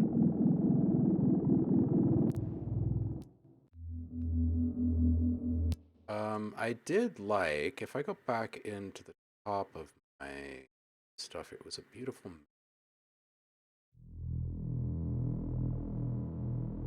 One did feel pretty nice. Kind of makes me wonder what this is going to feel like if we're starting to play chords here.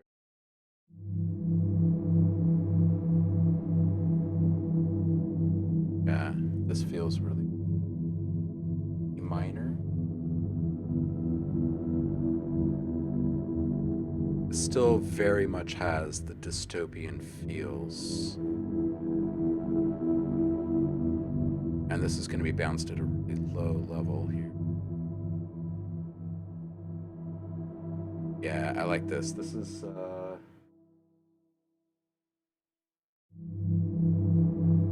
minor.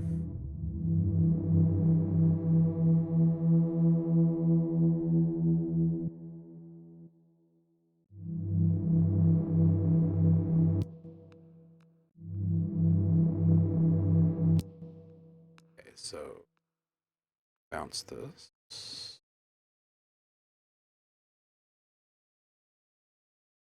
Minor.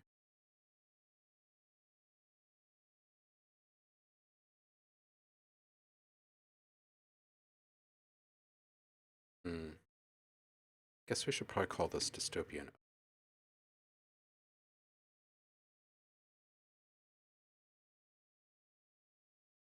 All right, so what's that?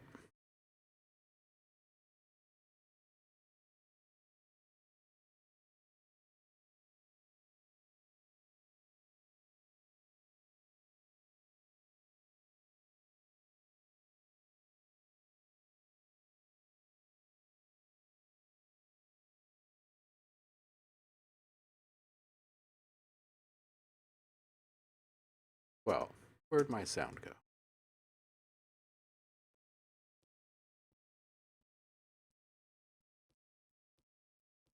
Let's fix that really.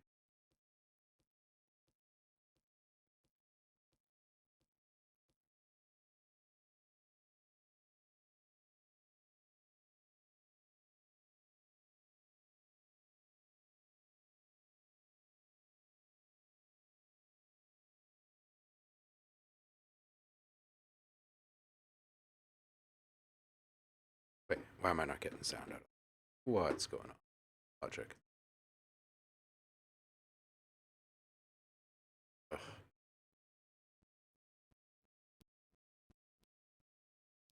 Oh, I saw sound.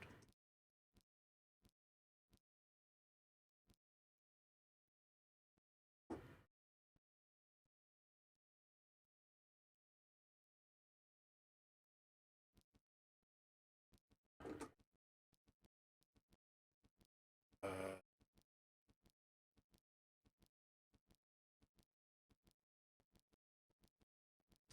there is something not quite right with the update to the last OS. They've issued another update. I need to see if they fix this. There's some other folks complaining of the same exact kind of.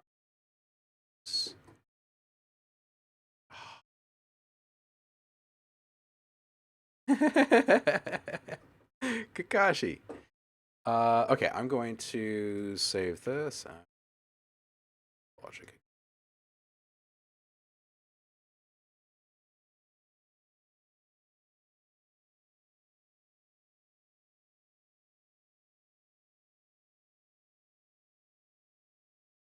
See if that helps me.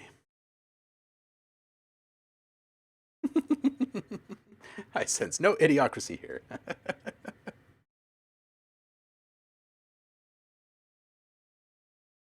Kind of projects you guys working on out there this week?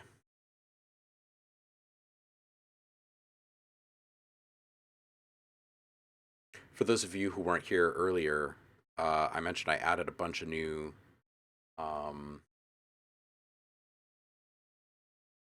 images to the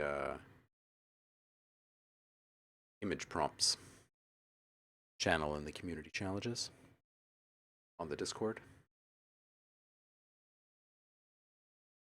Worth checking out if you seek inspiration. What is going on? Seriously. The reals, what's going on with the sound here? I had different.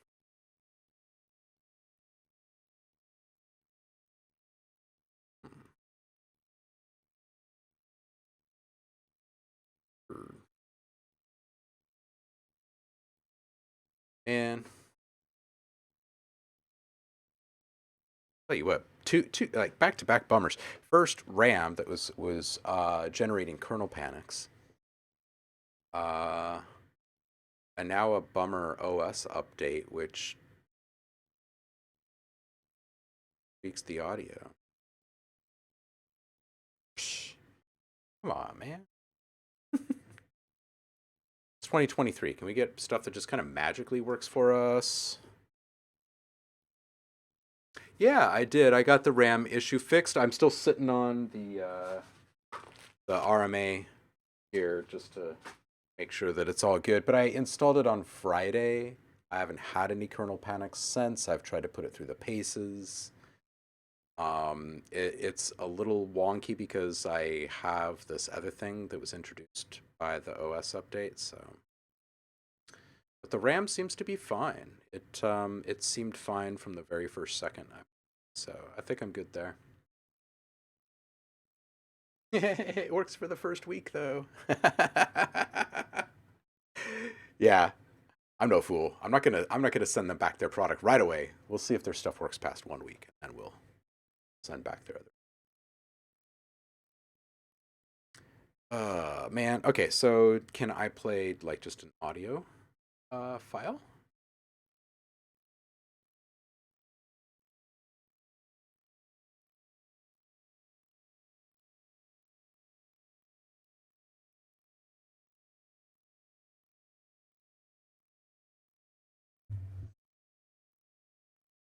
Let's see.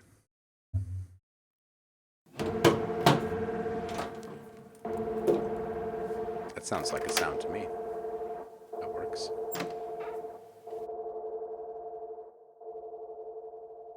And that triggered some sound here. Our DAW, oddly enough. See what I'm up against? It's kind of weird. All right, so where was I? I was about to play another chord. That's where I was. Yeah, I think this is where this patch really comes to life, is playing these kind of dissonant combinations.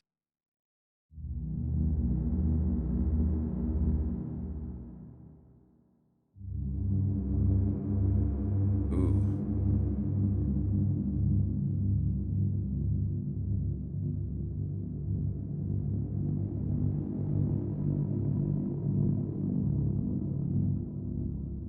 Well, that's just downright wow. This is an E flat 7.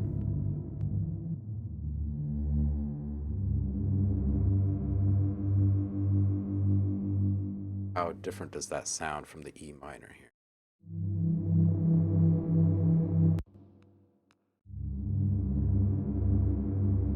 It's actually fairly. What if we go up 1 octave?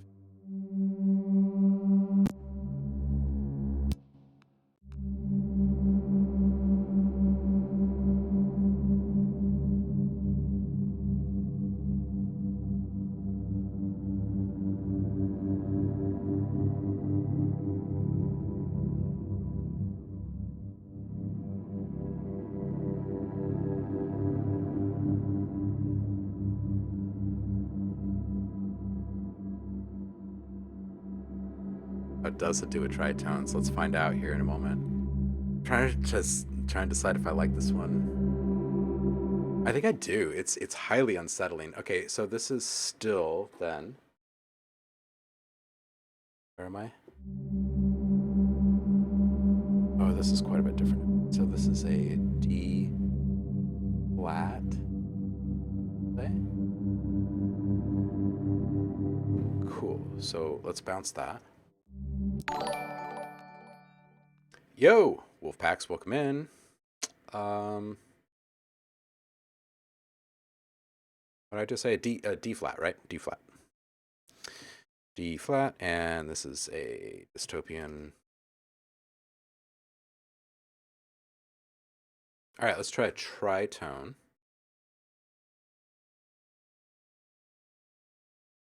The Shining. All right, let's try up here. Oh, don't you dare to. Don't.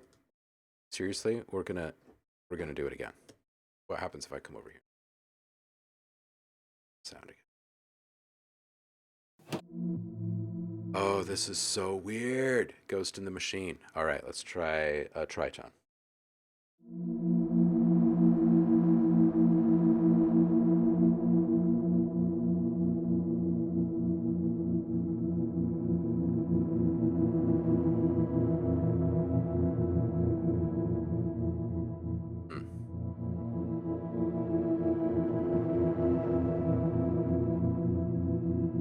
Let's try a tritone.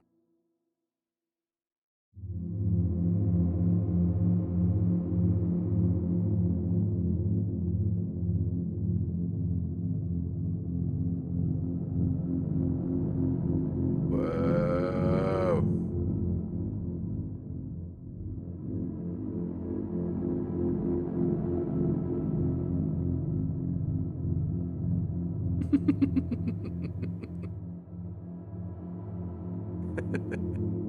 Jafar.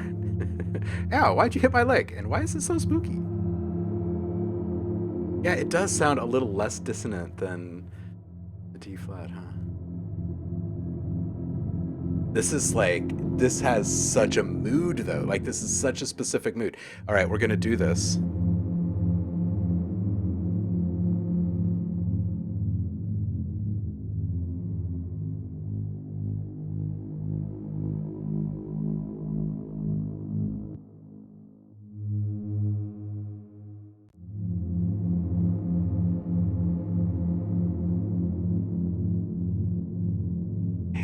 And what was this again?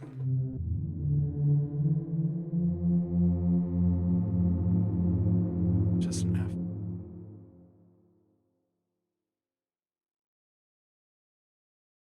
All right, so F minor dystopia.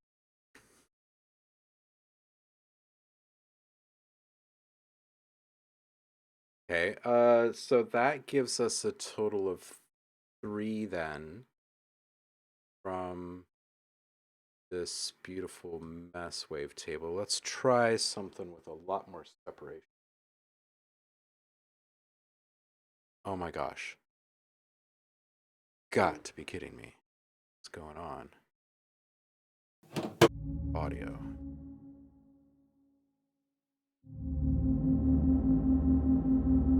What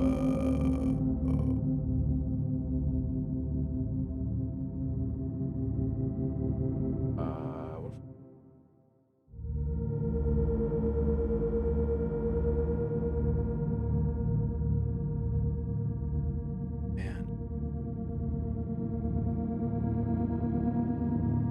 That's really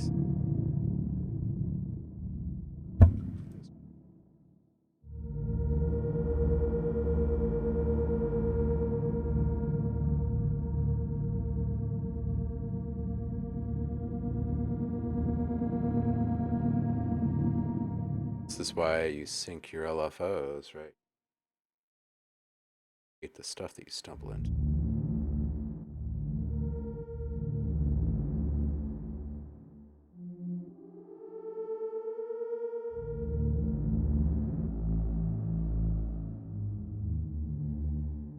Oh, and what am I?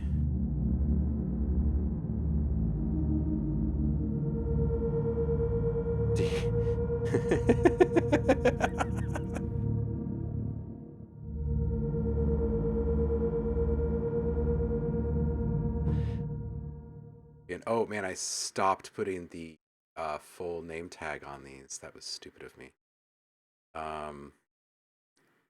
Okay, so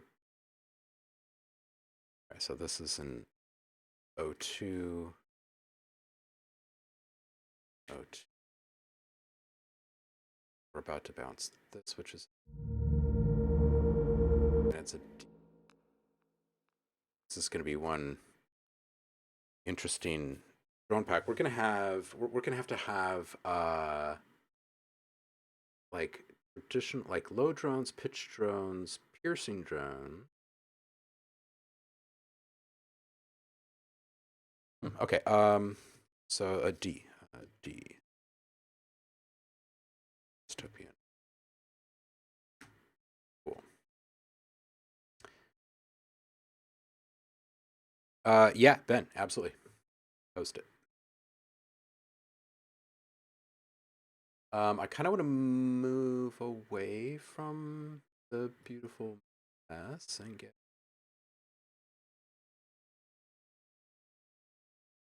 fluffernutter grinding metal harmonic layer. Let's check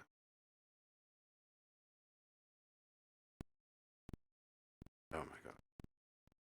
Well, at least I know it's as simple as going and playing an audio file in my Finder. It's too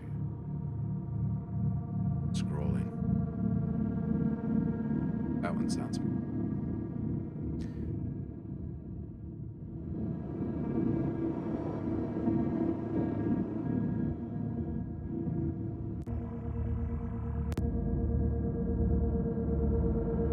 Howler's legit. All right, we'll come up with some new sounds for this.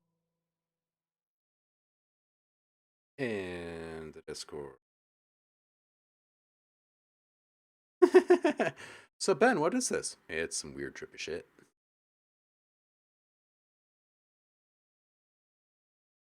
See if Google will allow me.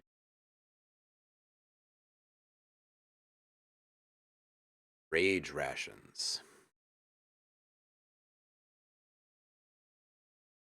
You say you started this last night? This is version 9? Hey, well, I got y'all here. Undivided attention. Got a client. DK, welcome in. Happy hump day to you. Got a client looking for, she's older, she's not as tech savvy. She's a singer-songwriter, mostly on the folk side of things, right? And she's looking for someone with like a modern production mindset, and a singer, because again, she's a singer-songwriter. She doesn't have the voice that she wants for these tracks. She thinks these tracks have commercial value, which they do, and she has successfully partnered with one person to do one of these tracks, but the person just kind of flaked. So we've got I don't know, an album's worth of stuff. She's got another half album worth of stuff in the hopper. This stuff is for licensing. This isn't for like an album release. So anyway, long story short, we're looking at different collaboration websites, platforms, networks, right? For folks to connect, musicians, producers, singers, etc. And I am looking for input from you guys. How many of you have used one of these services? There are a bunch. Lander has recently gotten into it.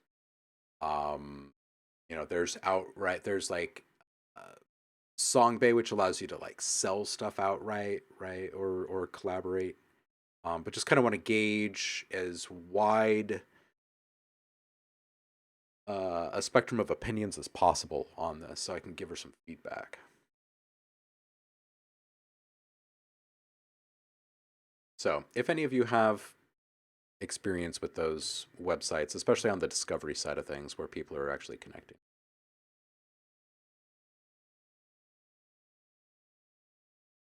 DKMP, welcome in, dude. Yeah, cinematic, we do it all here. You have ADHD, so there's no such thing as undivided attention.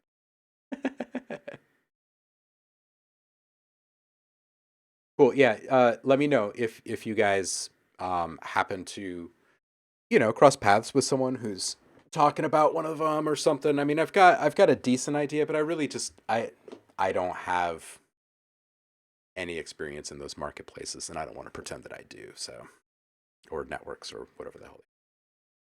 All right. So Ben, you can drop something in the. We're here for a bit longer. Ben just dropped this one.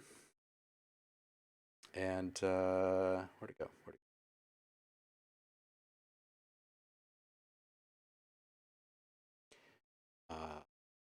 There it is. Rage Rations.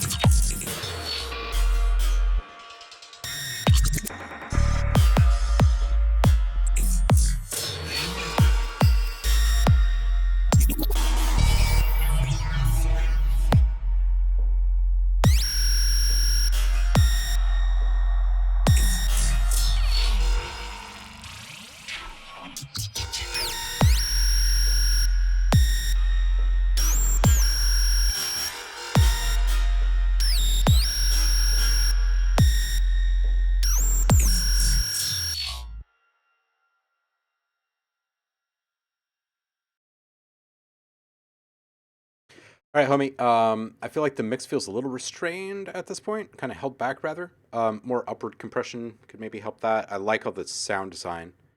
I think the kick like you can get aggressive with it, I think, and it would probably hold up like some transformer level stuff.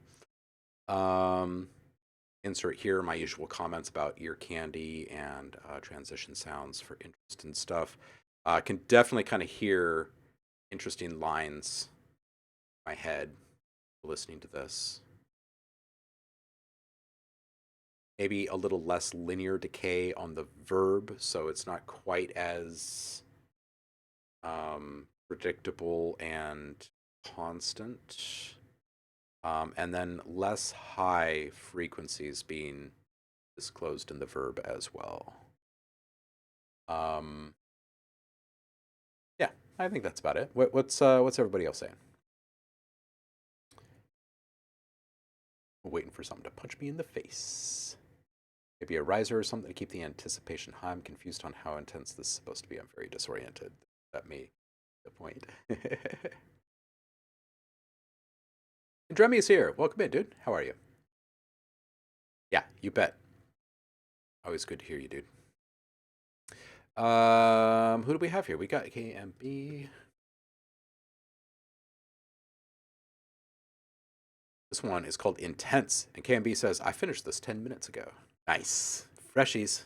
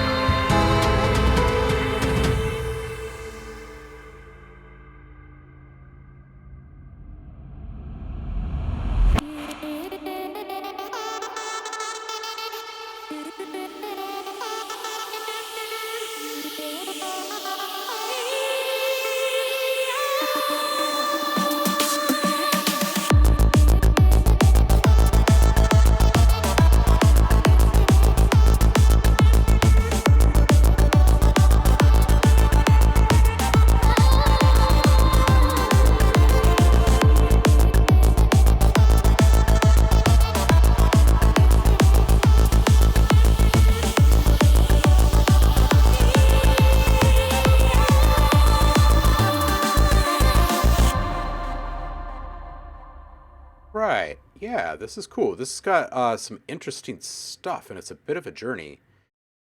Maybe a small transition effect just to kick off this track, like maybe just like a little whoosh. It'd be nice to hear a couple of single piano notes that have been reversed in that intro section. I think you're creating some really nice interest and tension as it grows. I feel like it'd be a really nice complementary way to add to that without actually adding anything to the arrangement or the palette. At 45 seconds, I think the bell is a good choice. I think it could be bolstered a bit with some saturation, though, and a more resonant reverb. So A, B, a few different reverbs, and kind of see which one helps it ring a bit more. And also, I would consider adding a small reversal of the bell itself in front of the bell. So it would be like a whoosh, right? And then if you layered a very subtle impact underneath it, I feel like that'd be a really good, like, kind of cinematic quality way to kind of enhance the mood further, also add a bit more emotional impact at that point. Regardless of what happens on scene, it definitely feels as though there should be a bit more of a pivotal emphasis put on that moment. At 130, I think there's a lot of mid-range and noise competition in that whole section. So less busyness in the sides in regards to modulation choices and stuff. Also, the full range of frequencies on display in the sides is a little distracting. So maybe wrangling the frequencies of the individual elements on the sides. So there's a little bit more separation between each sound. Less noise in general in whatever does have the noise layer in it in this section. But then also just spending a little bit of time listening to each one of the individual elements in the mix at that point, and doing whatever you can with an EQ to attenuate some frequencies that are not absolutely necessary for that specific sound. And then listen to it again in context and see if you've created more separation between it and its closest neighbor. And then go into its closest neighbor solo, do some EQ work that is basically the inverse of what you've just seen done on the other one, right? So you're going to attenuate different frequencies. And try not to accent too much in any of those instruments. Try to attenuate, like take away frequencies more than adding frequencies to try to get those things to fit together. And I think you're going to be a little bit happier with how it comes out. At 220, it's a really nice modulation move, and I feel like you are kind of upping the intensity and interest all at once, which is great, but it does have like a filter peak noise in there that I think you just need to get rid of. And if you have a hard time masking the fact that you've cut that out, you could stutter it for just a couple of seconds, like a beat, or you could do a small delay, or you could do gosh, there's so many different things, right? You could cut to silence for a beat. You could do anything that's leaning into that change, or even calling attention to that change, is just going to translate as clever at that point, I think. And it'd be a little less distracting. And I think at 235, having a second transition effect in there would help round out that whole thing. The one that you've got in there is fairly short form, so a long form one that rises twice as long, or something like that, right? And at 247, I felt like the bass is a bit dominant and forward here in the mix, but honestly, I think what's happening is maybe just take another run at the volume mix in this section, because it did seem a little bit out of sorts. I'm going to go back and listen to just a few seconds of it with you here.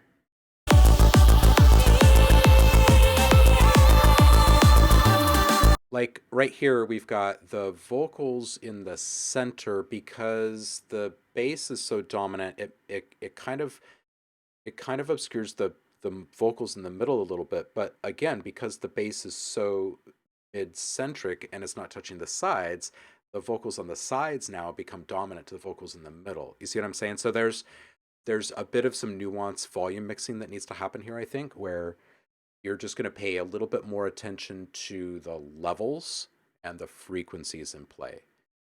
You could roll up the low end cutoff on the bass just a little bit, not too much.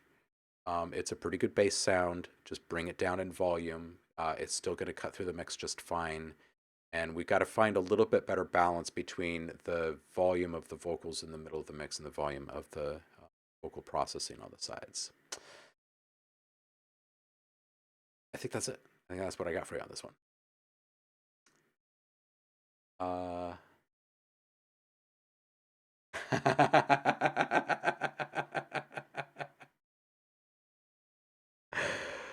Oh, Danny says when you accidentally render 200 plus samples to the desktop and not to the dedicated folder.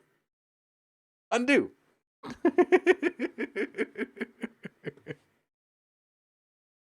Oh. You know, on a Mac, it is kind of nice that you can just kind of like grab everything and just right click and make a folder from those things.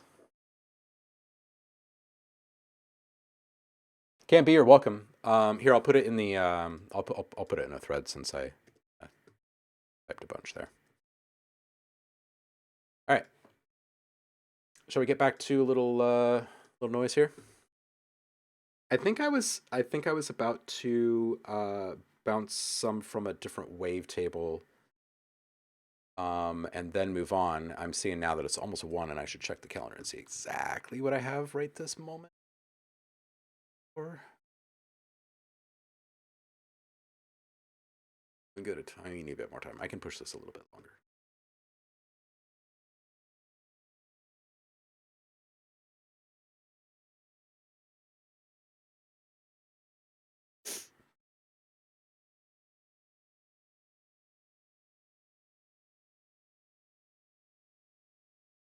Actually, you know what I'll do?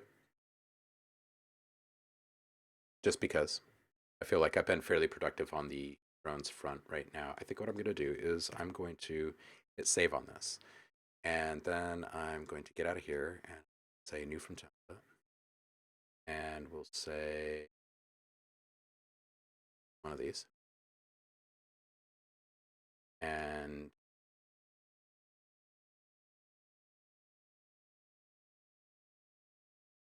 I have no idea. Well, something.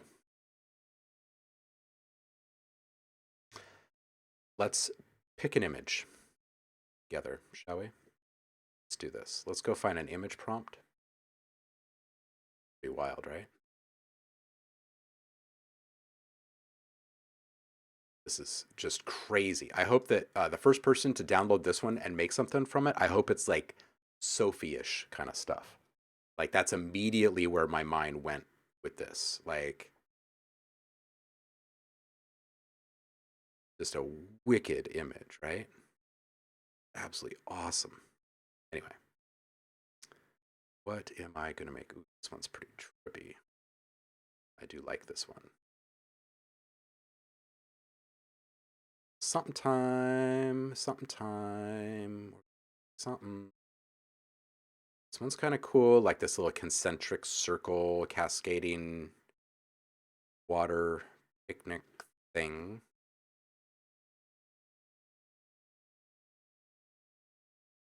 This one's wild.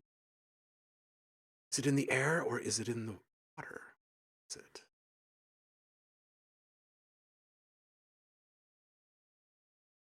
Oof. This one right here. Look at that. Right?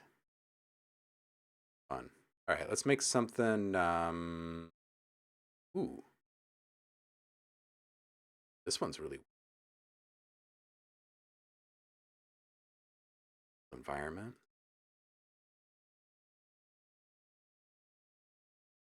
Whoa, look at these guys. Look at these guys.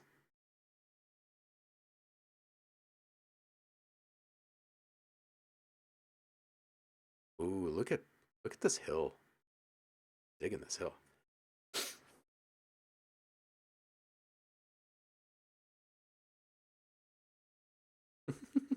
Say cheese. Look at this guy. Oh, it's too fun. Yeah, this one. It's like all crystally and stuff.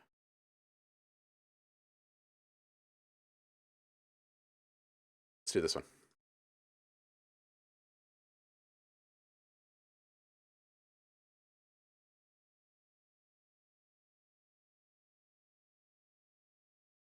All right. So here's what we're going to work with. Image.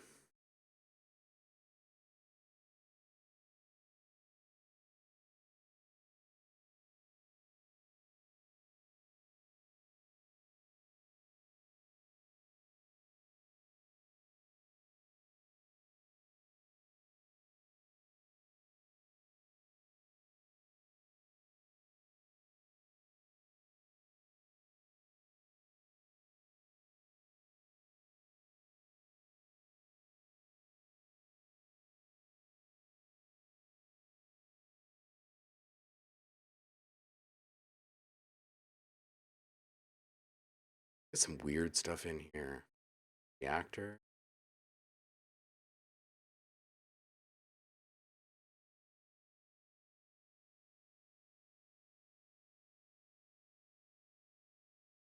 Australian spider storm. Ooh, Paul, that sounds good. All right, let's get something weird going in here. Let's get... this looks very crystally.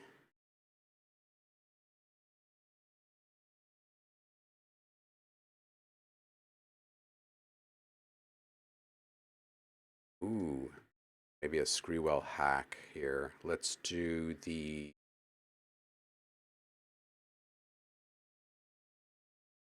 Let's do this one.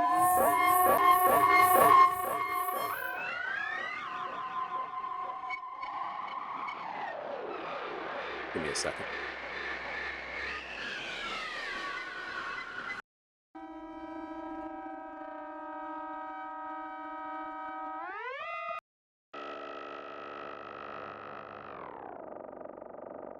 Okay, so something like this, and we're going to run this through. We're going to run this through a so like a little pitchy thingy here, and let's do...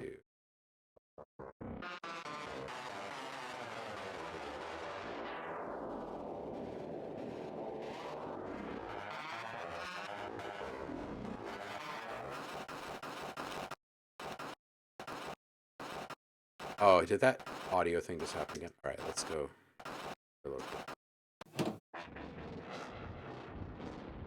Let's see.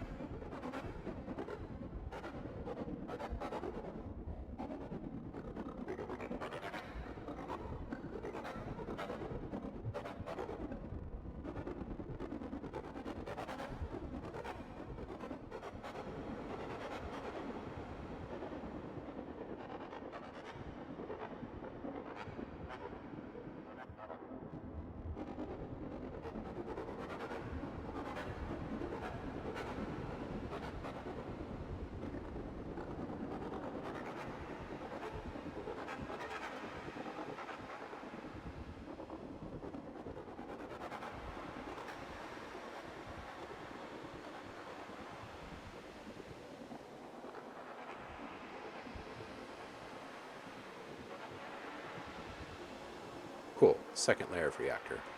Let's get some bells in here. I don't want to mono. There we go. All right, let's do...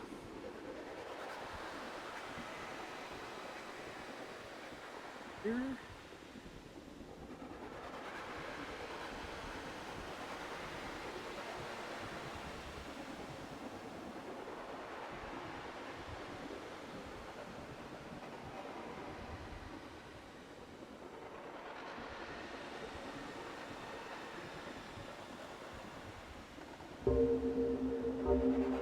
Move this up.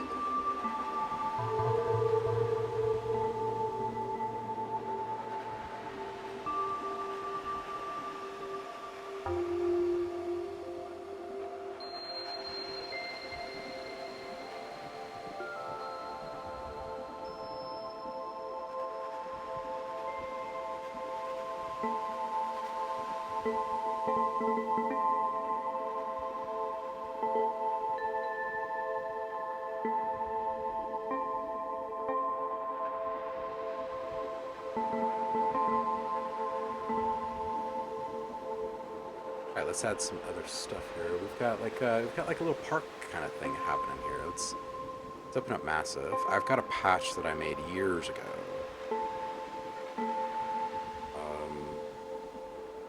If I can find it really quick. Browser, bird park. There we go.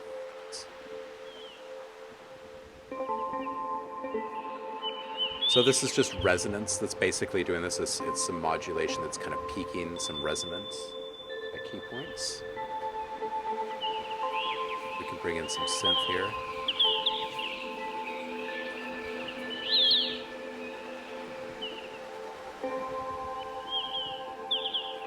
feels kind of in line there. Let's bring our bird timbre around a bit. Well, it's not quite normal.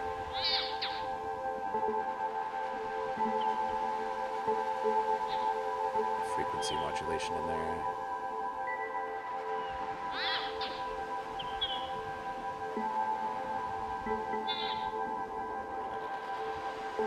All right, let's give this thing a little something.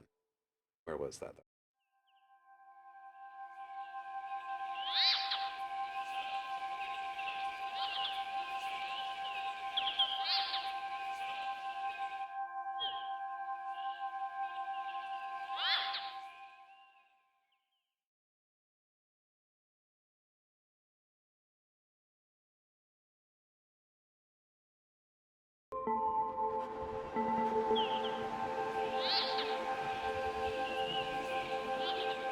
I'm gonna mess with this.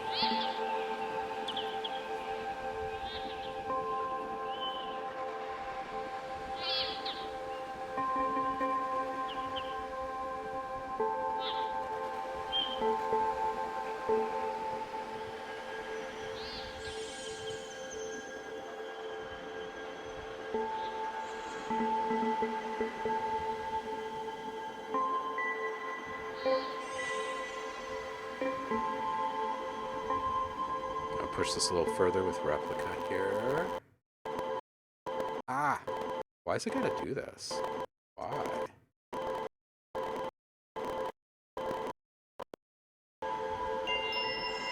At least I've come up with a little fix. It's super annoying, though.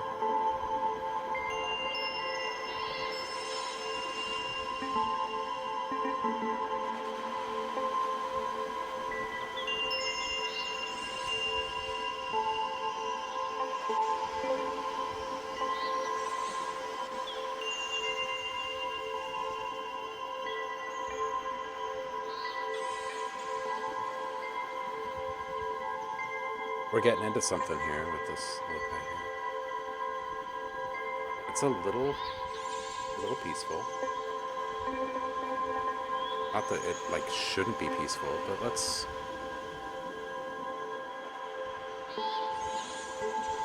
maybe make it a little not quite as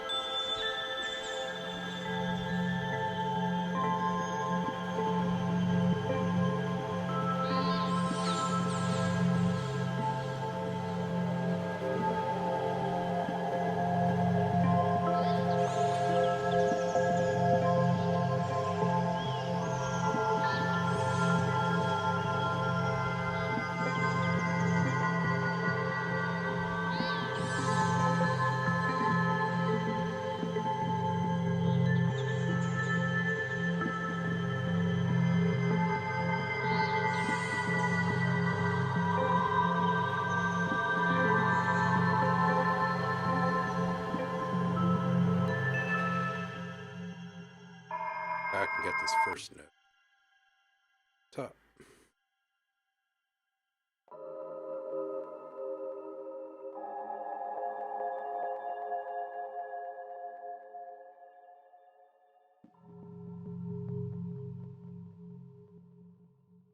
Grid.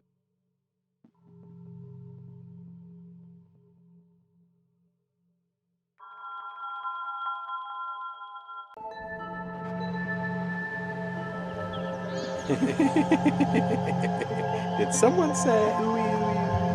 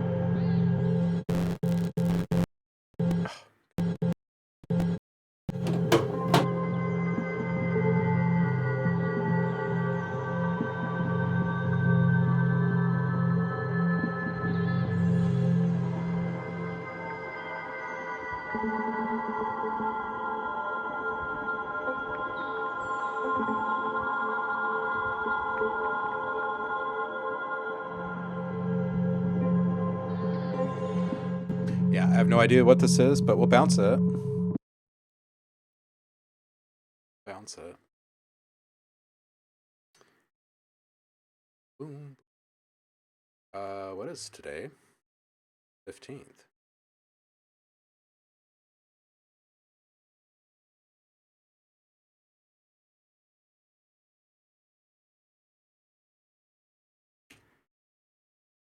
All right, so we'll bounce. Sure, we can. Yeah, we'll right there. Oh, what are we gonna call this? Crystal web thingy.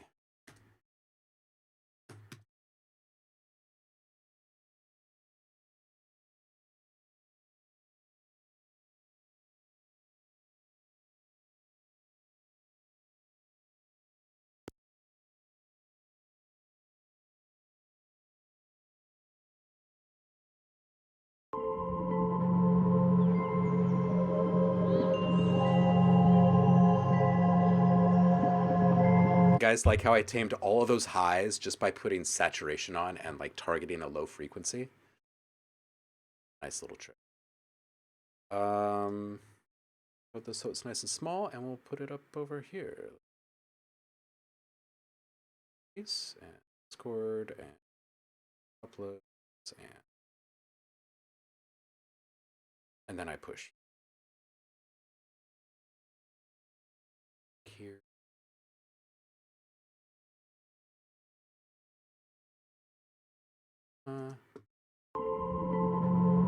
Oh, it ended up being 2 minutes. How did it end up being 2 minutes? What does the tail sound like?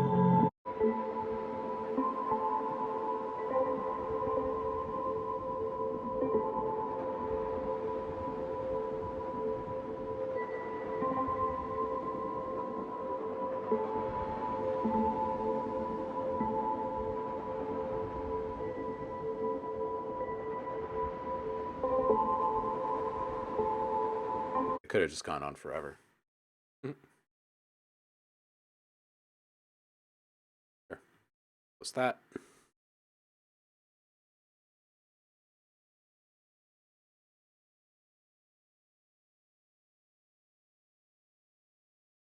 Wait. No problems? More saturation. Got a problem? More saturation. Saturation is the cheat code of sound design. Got a problem? More saturation. Problem? More saturation. Nighttime. Star. Let's go raid somebody. I gotta go be responsible and have meetings and stuff. You guys should go play. That happened. See who's up.